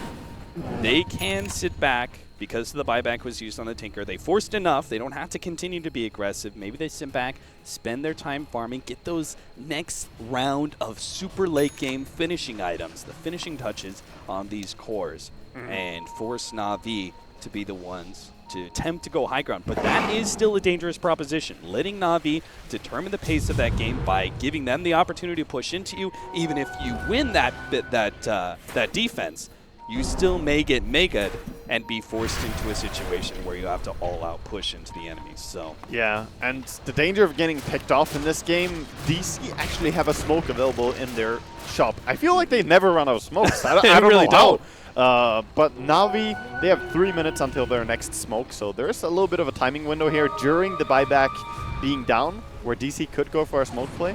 maybe they were stockpiling them in the early game. They probably were. I mean, buying one smoke immediately to just start the next cooldown is a thing. Aggressive wards being placed out by Na'Vi. DC still want to keep this map control. Trying to wrap around here. They know the enemy are on the other side. Trying to Sunstrike and Arrow, find any intel they can. Nice. Tornado actually gonna catch Artstyle, but they're not gonna go in for that. The ward looks like going to be cleaned up. I mean, they've been pinging it, so they know about it. but Snako tried to get himself a really aggressive ward inside the enemy base.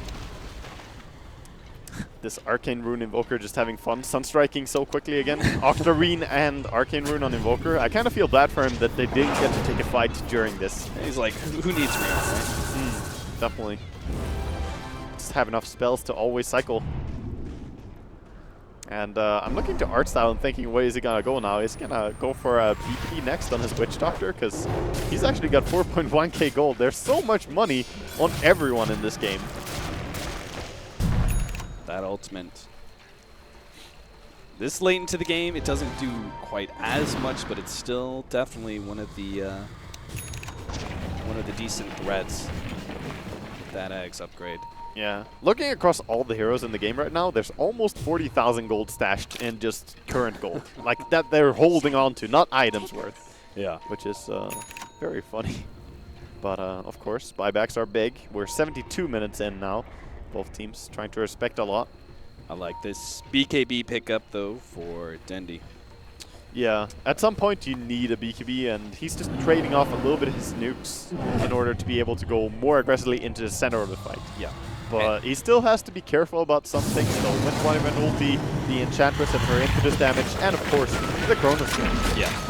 And that is really the big thing, right? That with the BKB, this now forces Digital Chaos to try and get that Chronosphere on you because they can't rely on the... Well, I guess there's still the Winter's Curse. And it's not just that Chronosphere. It's one of the Chronospheres. Because he has that Refresher available now. BKB, Blink, and Refresher. I love how he just changed up this itemization for late game. This is a great understanding of what he needs to do. Both teams poking and prodding at each other, but neither one giving up an opening in their defense. Oh, this could be a good smoke though, but they see that no one is pushing bottom, being a little bit wary here. Now we're gonna TP straight out. All right then. Not this time, DC. Not this time. No. Man, the vision from Na'Vi is it's disgusting. so good. The Hawks, the Boars, and the wards, of course. If we look look at at Digital, DC's, yeah. they have the defeatist wards. Not just one of them, but 3 of them. I always call it that because people throwing them down before your tier 3 tower falls, that's the defeatist mentalist. Yeah. Word. I mean, it's also such an extremely defensive position in that it just means that you're never going to do anything. Well, your aggressive smokes are almost impossible to pull off when you do this because you have no intel outside of your base. You're just like, okay, where do we go? And speaking of smokes, here comes Na'Vi. Na'Vi in a very interesting position to be able to catch Digital Chaos as they just may push a bit too far forward. They see them. Oh no, they're actually in the high ground. They see the board. They know Na'Vi's close. They just need to see the opening. General gets the jump on a move, but immediately the Cold Embrace gets laid out. They get the Supernova. It's on the high ground too, but it may not affect the fight. His Resolution managed to get the Chronosphere. Refreshes, but he doesn't have enough mana. He can't actually pop it. He gets the BKB a secondary time, but it doesn't matter. He's being ripped to shreds by the Bashers. Now the Winter's Curse comes in to save him, but it may not be enough. They manage to get the Tinker. He's down for 2 minutes and a half. Digital Chaos are actually going to be able to win this fight. Here comes a TP in. They're going to try and win this one without now the ultimate Chrono. Resolution stops this jump in. Tinker still has an opportunity to be able to come in and try and wipe out a couple of these heroes. Here comes Denny. TC's blows him up. Sox is up next. Bye-bye, Birdie. Next up, General. They're trying to find more. Dendi, he's not going to see anything else. Digital Chaos managed to keep both the Void as well as the Invoker alive, and they still have 2 buybacks. That timing for Dendi's buyback to come off cooldown. He's like, just let me come back into the fight. He's spam clicking. He's like, back, damn you. Definitely, and So they get many members. the sweet payoff as well. Aegis and Cheese just waiting right there after they win the fight. All right, a second life for Dendi. At least for DC, they still have buyback on both the Void and Invoker, so that's something that they still have, but they use 2 refreshers in that fight. And if they push right now, Na'Vi are in a great spot to close this game. Digital Chaos hoping to be able to hide on their high ground and keep their buybacks intact, but that's just simply not going to happen. I think Na'Vi, they're going to go down this bot lane. They're going to force the buyout. There's already one from a Winter Wyvern. He knows it's coming. Might as well do it as soon as possible. If you know that you're going to get forced to buy back, do not hold off on it, because then your cooldown is going to be longer later on, right? Yeah, maybe, just maybe you scared Na'Vi back, enough long enough that Moo can keep his buyback, which is obviously way more important.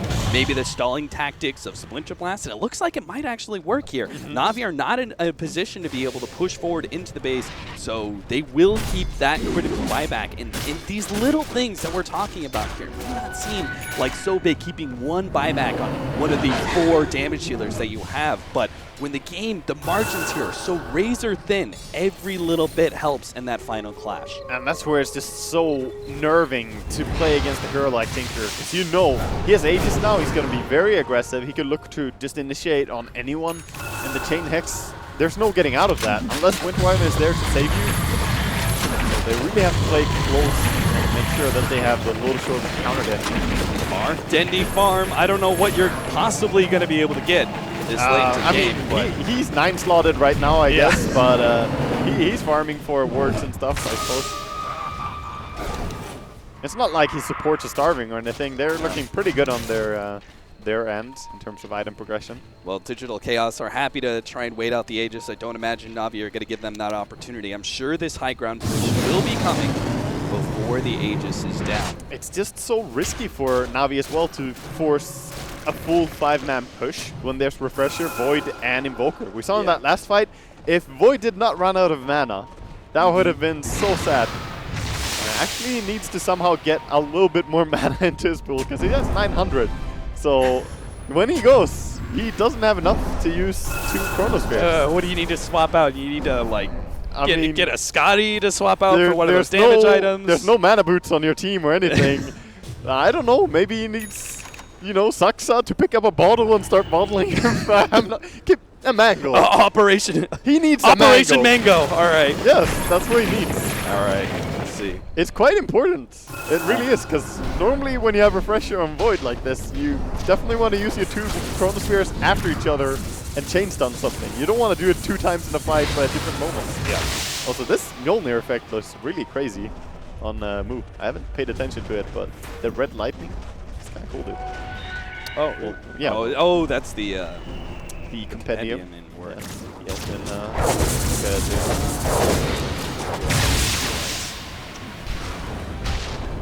it's the little things that we need to be able to unwind from this very intense matchup. As we've got 2 minutes on the clock, but neither team is looking to fight just yet. Both teams farming away, getting those buyback, trying to get them back into play. Yeah. So much about positioning right now. I would love to see Moo just get to a point where he can buy up that full Daedalus and increase his DPS so much for a next team fight. But he knows he needs to hold buyback money as well. So he needs to save up. But right now he could finish it. He's going to send out the courier. He finally has that Daedalus, which is going to massively increase his damage. Having the Mjolnir for attack speed already. We have the Aghanim's for the Lone Druid as well, so he doesn't have to worry so much about the limitations of that leash. He also has a Lotus Orb of his own, so he can definitely mess with DC a little bit as well. Yeah, we get the right kind of counter to Splinter Blast. There's actually not that much. Yeah, that's actually pretty much it. Well, there's like Winter Wyvern ulti, there's the Cold Snap, and other than that, there's not much. There's no Hex, in fact, on all of DC, and no Orchid either, so I guess it's a pretty low value Lotus Orb. Anyway, a question of whether if he gets the right Winter's Curse counter, then that'll obviously if he gets that off, that is massive. And just putting a Lotus Orb on Tinker to scare the enemy from focusing him. That's true. Yeah, that actually could be a really big factor. Maybe because of the Lotus Orb that Tinker has to deal with, where he's potentially Scythe Devicing himself, they need to be able to find an opening to take that counter Scythe Device off of him. You're saying he built a Lotus Orb to counter Dendy's own Lotus Orb? Yeah. His own Hex? Yeah. Yes. Okay, that's some next level countering here. Ditya Ra already ahead of his time.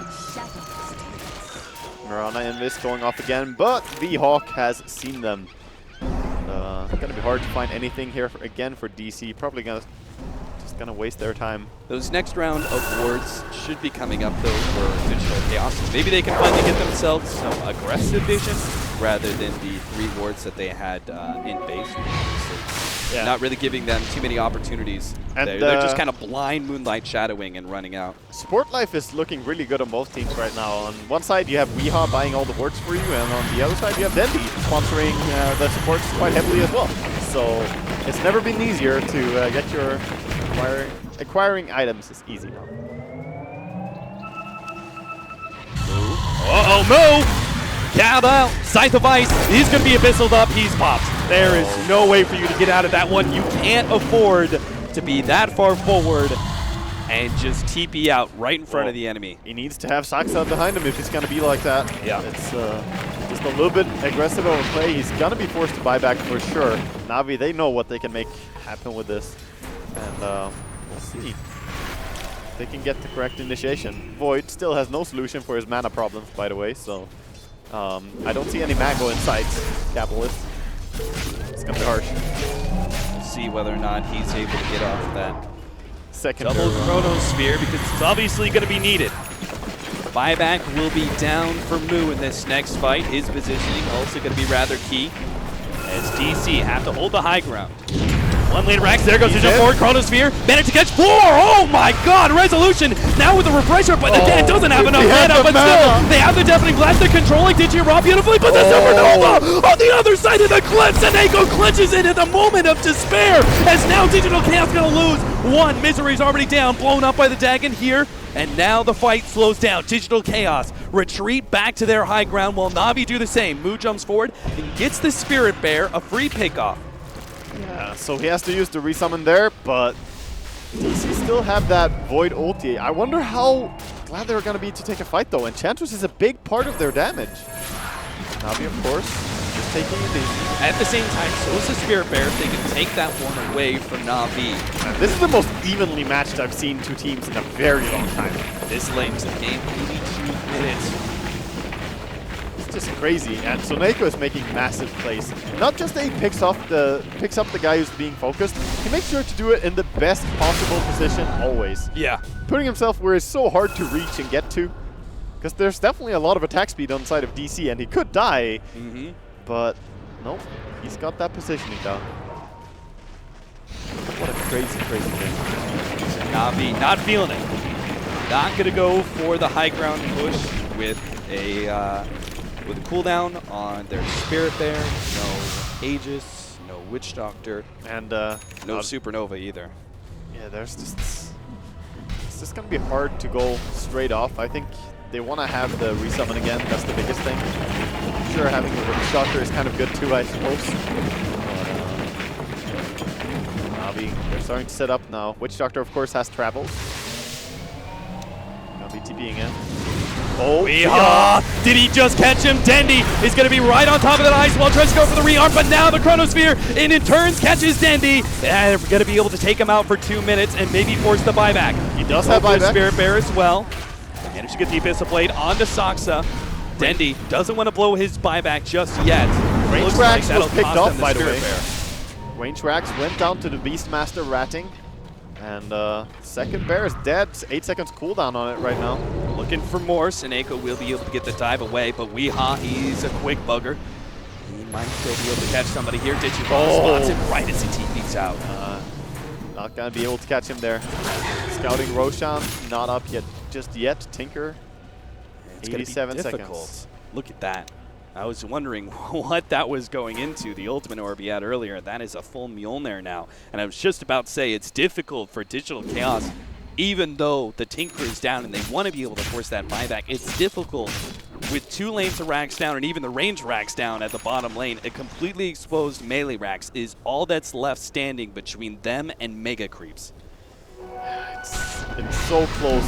So close. Na'Vi are so close they can taste it. But Digital Chaos have that team fight. They definitely do, and Void keeping his refresher in base so he can always use that to get his secondary ulti up. But now with the Mjolnir, he's gonna add tons more damage as well. I feel they're just scaling slightly better than Navi here. So much money put into Lone Druid and Tinker. Are they going to go for a play here? Go for the play onto the melee racks. The Spirit Bear, it's going to go for it. Backdoor protects and be damned. It chunks through. I mean, it is slowly doing it. Yeah, slowly but surely. Something's got to put a stop to this one. They're actually going to have a TP back here from the Invoker, and this actually forced the rest of Digital Chaos away. They can't go for the high ground push because of that play. Yeah, that's a very great defense, and that makes sure that Tinker doesn't have to buy back. So he's going to be fine as well. Sneaky rats. The one opening that Digital Chaos had for the longest time, I mean 20 to 25 minutes, I would say, has been the amount of time that Na'Vi have been controlling this game for the most part, have had the slight advantage, have had the map control, have had essentially that one more win condition sort of scenario. And Digital Chaos had one sliver there. One sliver where they were able to take some control. Oh, and Roche is up again here. And Na'Vi, they're going in for it. Wonder if DC can even get there or if they realize. I mean, is it even worth it at this point to try and scramble into a Roshan pit fight against a Phoenix? They're going to get a second piece if they get it, by the way, because Lone Druid never had his, so saving that. That Roshan is definitely going to go their way as they're dealing with the mid push. All right, then he shows up for the Aegis. Is that Roshan number 5, 6? I'm not sure. I lost count, Capitalist. I lost count. Either way, it's been a long and grueling game for both teams here in game number 2 in this winners group. Such a massive tournament as well. So much on the line.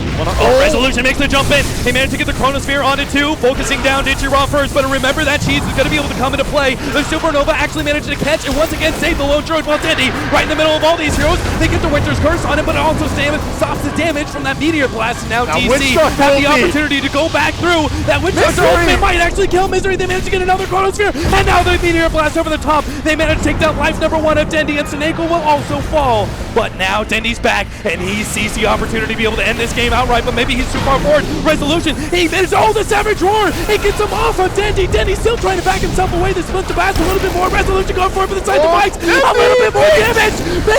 Baby, Resolution, he just needs a proc with the lightning to finish Dendy off, but he gets it. He gets the Dendy kill. No, Dendy still dies. He has the buyback ready to go, and so does Resolution. Meanwhile, the Bear is chasing down Sox up, but Digiron's going to go down first. Oh god, the arrow actually brings down Dendy there as Boo slightly fires it off, but now they are mega creep. They have to go now and finish this game. They're not going to be able to play this one out. They catch the Spirit Bear again. This actually could be big.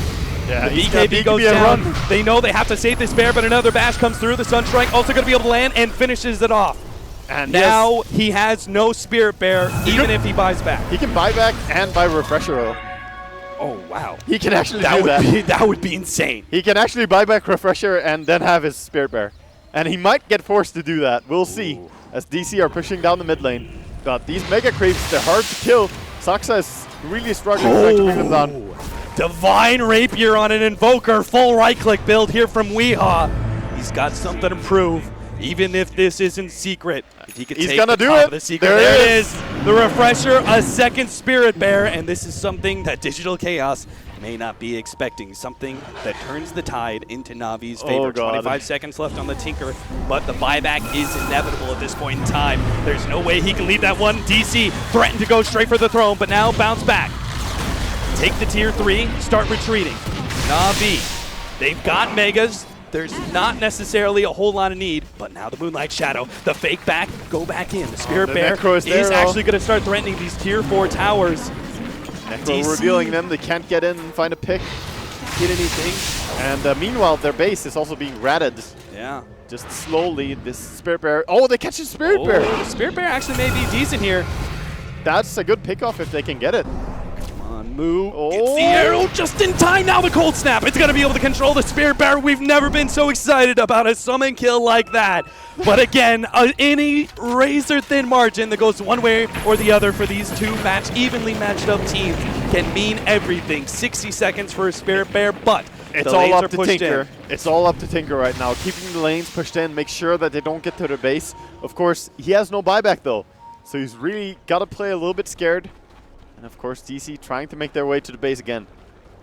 Everyone just making their way. They have travels on Invoker, but he doesn't want to push too far bottom when he knows the Beastmaster and Tinker could come in. Right.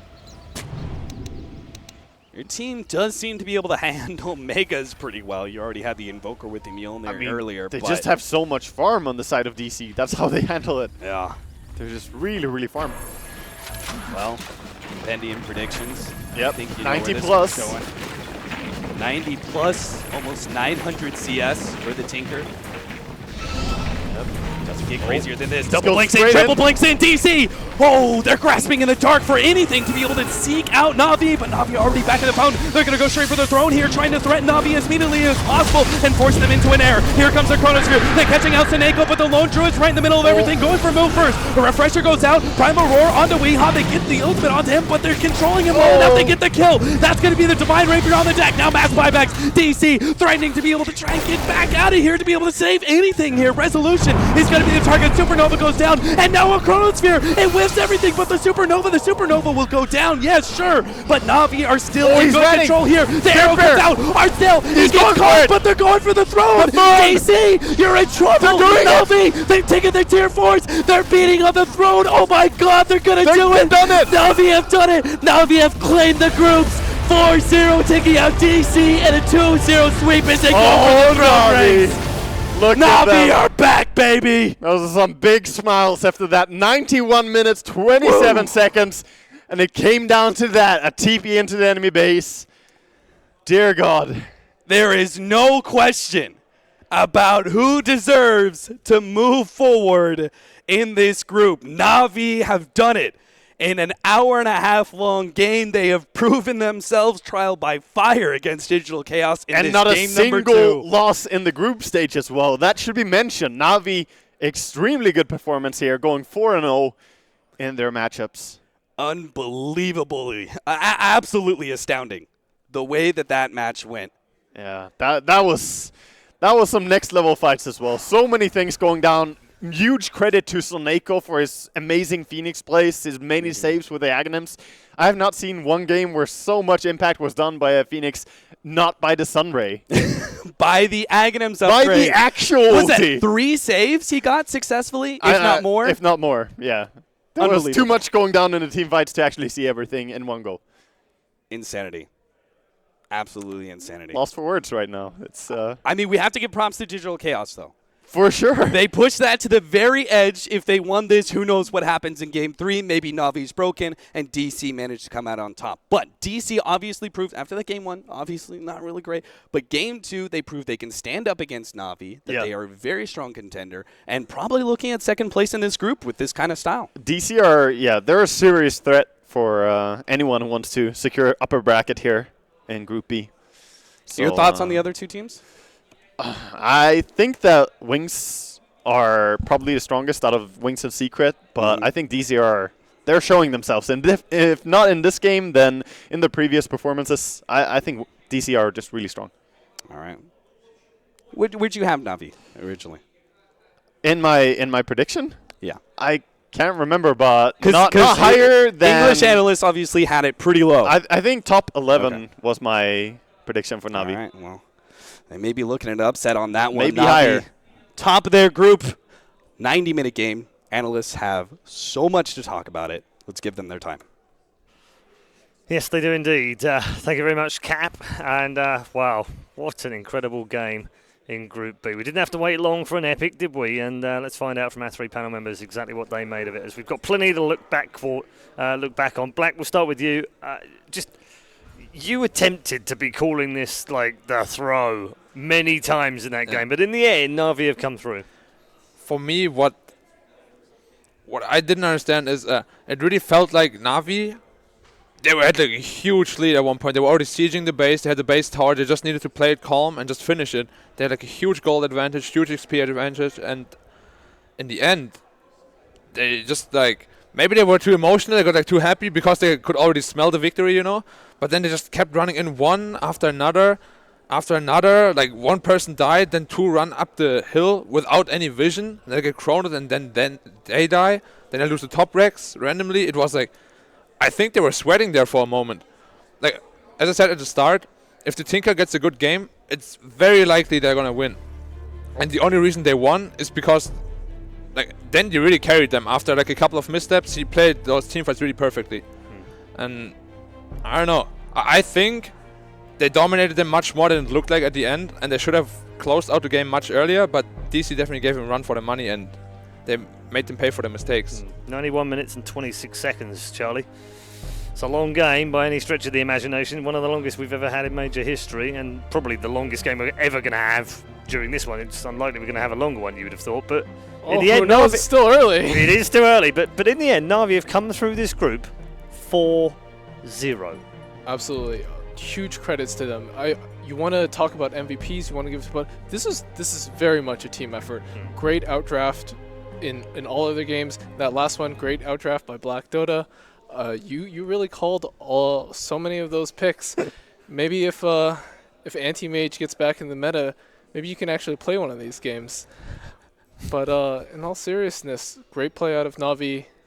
It's really good to see Dendy shine once again. And you said it's a great team effort. I do want to pick out one player, though. Dichira, 61k in that game, is the 5th highest of all time in Pro Dota. And the only time it was, you were commentating, and that was the Cloud9 Epic 3-hour, whatever ridiculous game where 4 of them had a higher net worth than he did. So very different time in Dota with Indeed. comeback mechanics and buybacks. So justifying that's it. extraordinary. Absolutely extraordinary. I think the biggest things about that game came down to a couple key item choices. The Lone Druid went Pipe immediately after Radiance, and it gave them huge ability to team fight, and it really showed the weaknesses in DC's draft. Me and Black were talking about it. The fact that they opened with Enchantress and Potom, it's like, in those mid-game fights, they just didn't have the ability to kill somebody during Chronosphere. If they had like a Phoenix as their other support, yeah, they can kill anybody with a Chrono.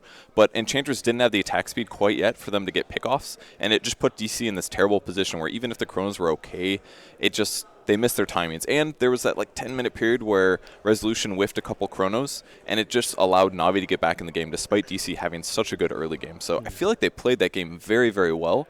And the early mid lead ups, just that they missed that mid game push. And the Vanguard Radiance build on Void, I like it, but it just gives really bad solo kill damage. Like, you can't kill a Tinker in a Chrono, and they have to be able to do that to win team fights. So it made the game so hard. Hold those thoughts. We are going to get more from our panel members in a very few minutes, but first let's catch up with the winning player. Dendy is with Action Slacks right now.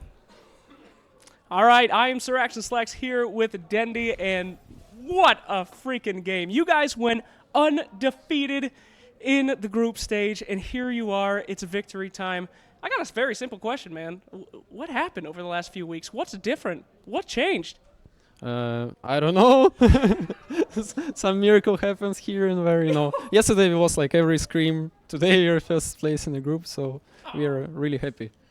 Absolutely not a miracle. You guys played out of your mind in that game, especially game 2. Now, I've had the honor of sitting in on you guys playing before, and the entire time you guys are just screaming, yelling at each other, going crazy.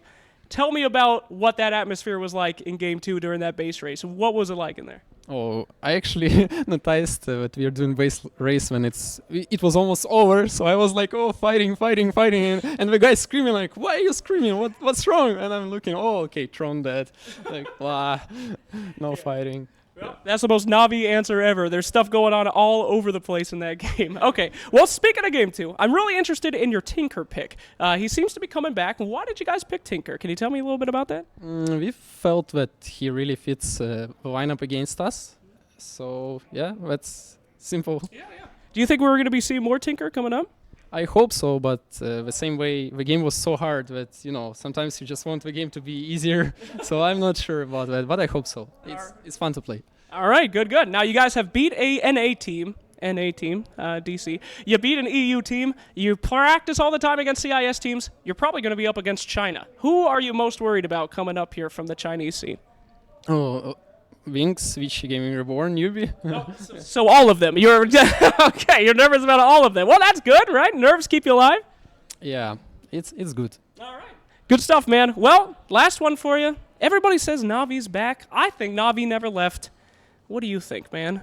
You back? You never left? What's your words out there to your fans and everybody watching here who's so excited that you are finally kicking butt again?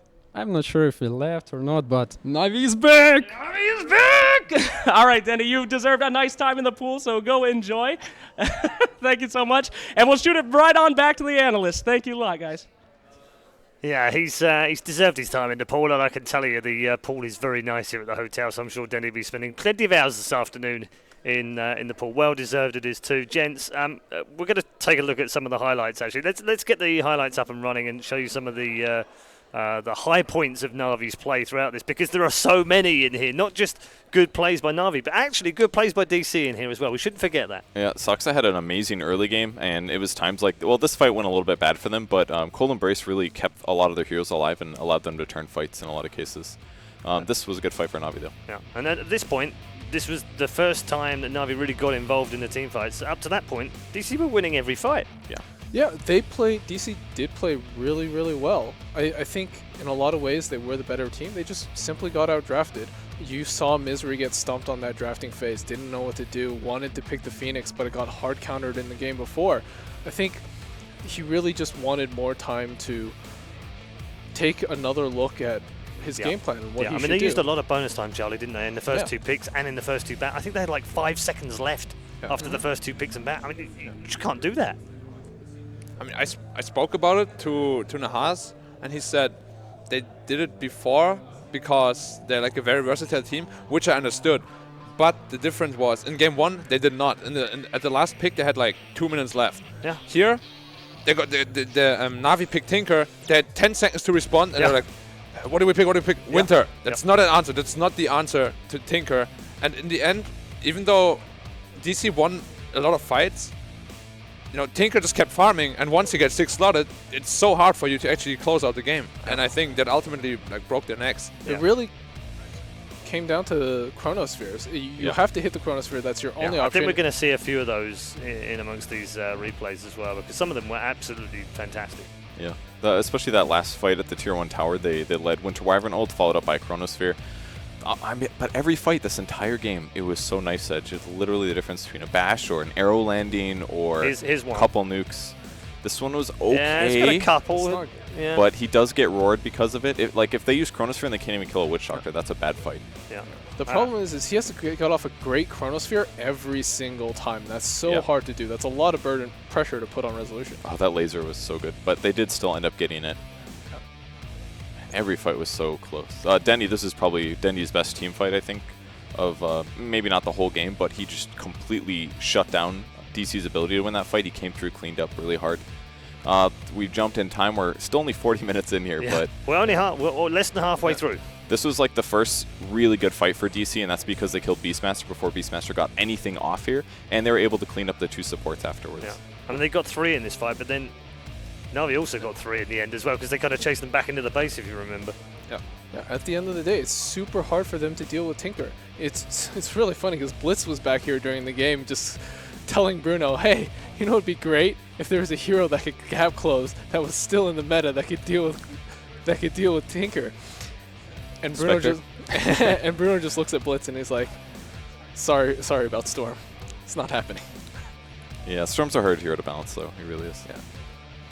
Yeah, I think the problem is mainly Sumail. Got to balance Sumail first. Yeah. Okay. Charlie, any comments on that before we move on?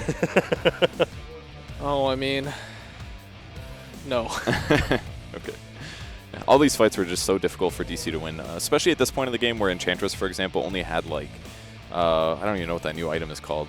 It's not Hurricane Pike. Hurricane Pike, yeah. He just had like Hurricane Pike with Midas. He didn't have Ags yet. His damage was decent, but not super big. Same case for Resolution. He just had the Radiance build. He eventually got Manta, and eventually went into like actual really good damage items. But me and Black were talking about this. I was a little unsure if his build was correct. I really didn't like Radiance much against Lone Druid. I think we said he should have gone like Manta and Diffusal Blade. That way he has more single target damage. And he has 2 ways to remove Laser from himself. Yeah. I think that would have been better. He could also diffuse the bear to remove Rabbit. There's a lot of options. If you go Vanguard Radiance, you are... Okay, here we go. Here's the good chrono. Oh, yeah. And Dendy just blinked into that, too. Yeah, he did. That was really unfortunate for him. Later on, he actually had like a couple of really, really great Chronos with a refresher as well. Yeah. But I think he caught 4 at one point as well. But like he miscalculated his mana a little bit twice, and instead of catching 4 heroes twice, he actually didn't have enough mana to put out the second Chrono. It was a bit unfortunate. I don't think he can double Chrono with just refresher. He needs an X, because he only had about 900. 2 Chronos is 600. That's not enough to refresh and use your other skills. He actually just didn't have the build. He needed damage, Refresher Yeah. doesn't give you plus mana pool or anything, so It doesn't. it was tough. Somebody Yeah. needed arcanes. Yeah, Somebody then on you his need to, team, then you yeah. just like time it correctly too. Right. But it's like so late into the game, everybody has BOTs, nobody really has Arcanes anymore. Yeah.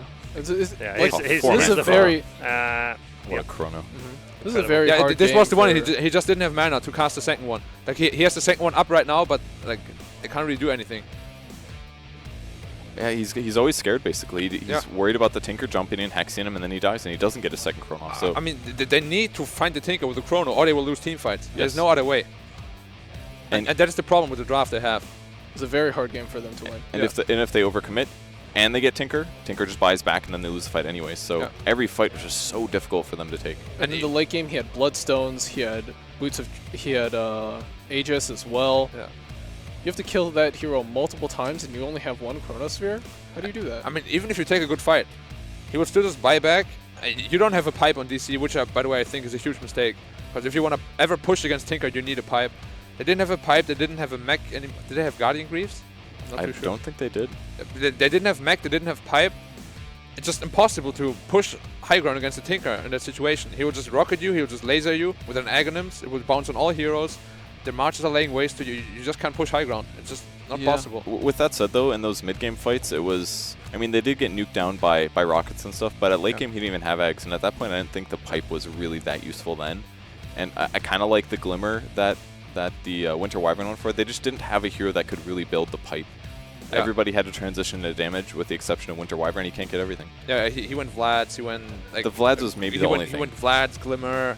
He went like a ton of utility items, but at the Yeah. end of the day, you only have 6 slots. Yeah.